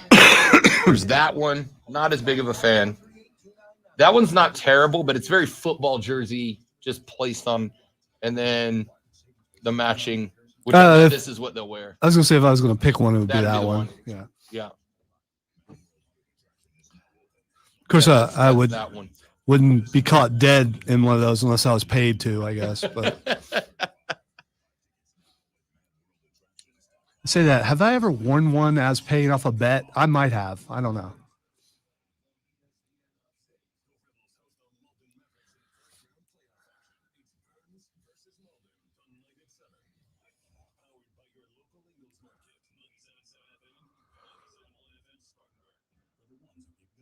When the going gets tough.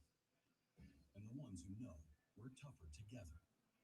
For the Pathfinders breaking new ground. Granger offers supplies and solutions for every industry, as well as fast access to experts and 24/7 customer support. Because we know you have people depending on you.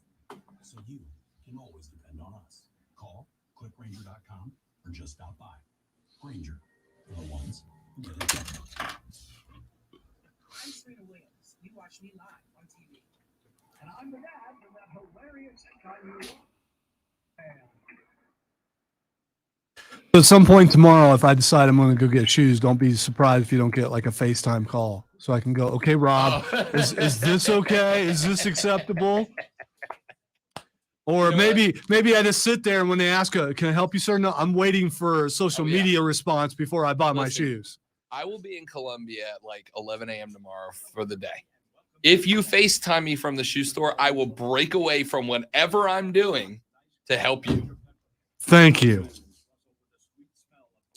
I've only been, other than when I grew up and I had to wear.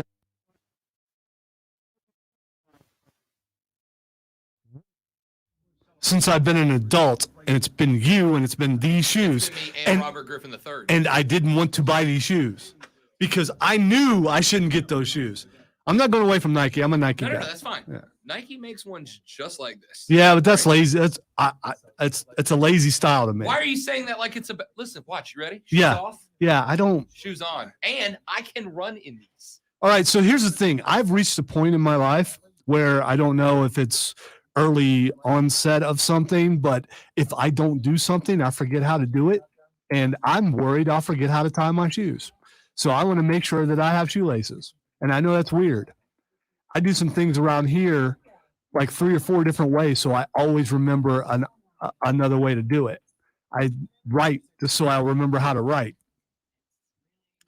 And really what it comes down to, any shoe like that reminds me when my mom bought me Velcro shoes from Kmart, and because we couldn't afford shoes with laces in it. So, I mean, you know, there's always that. And I apologize to people on the stream for me to hear about, or for you to hear about again, that I was poor growing up. Because you know what? I was poor growing up. It's just, you know. Listen, Lonzo told me he's going shoe shopping tomorrow because he's got to get rid of the dad shoes after RG3 put him impersonally on blast last weekend. And he said, I might FaceTime you over the weekend to help get a good taste, as I obviously have, in shoe selection this weekend, so that he can drop the #DadKicks moniker. And I told Lonzo, I'll be in Columbia pretty much all day tomorrow. If at any point my phone rings with you have a FaceTime call from the great one, I will drop whatever I am doing to assist. I'm going to, but see, you should know me by now. I will pick the weirdest, most gaudiest thing just to see if you will approve. knowing I would never buy that. Lonzo's going to call me with like leopard print. Yeah, slip-on yeah, Nikes. it's going to be bedazzled. It's going to, it's going to be awesome. All right.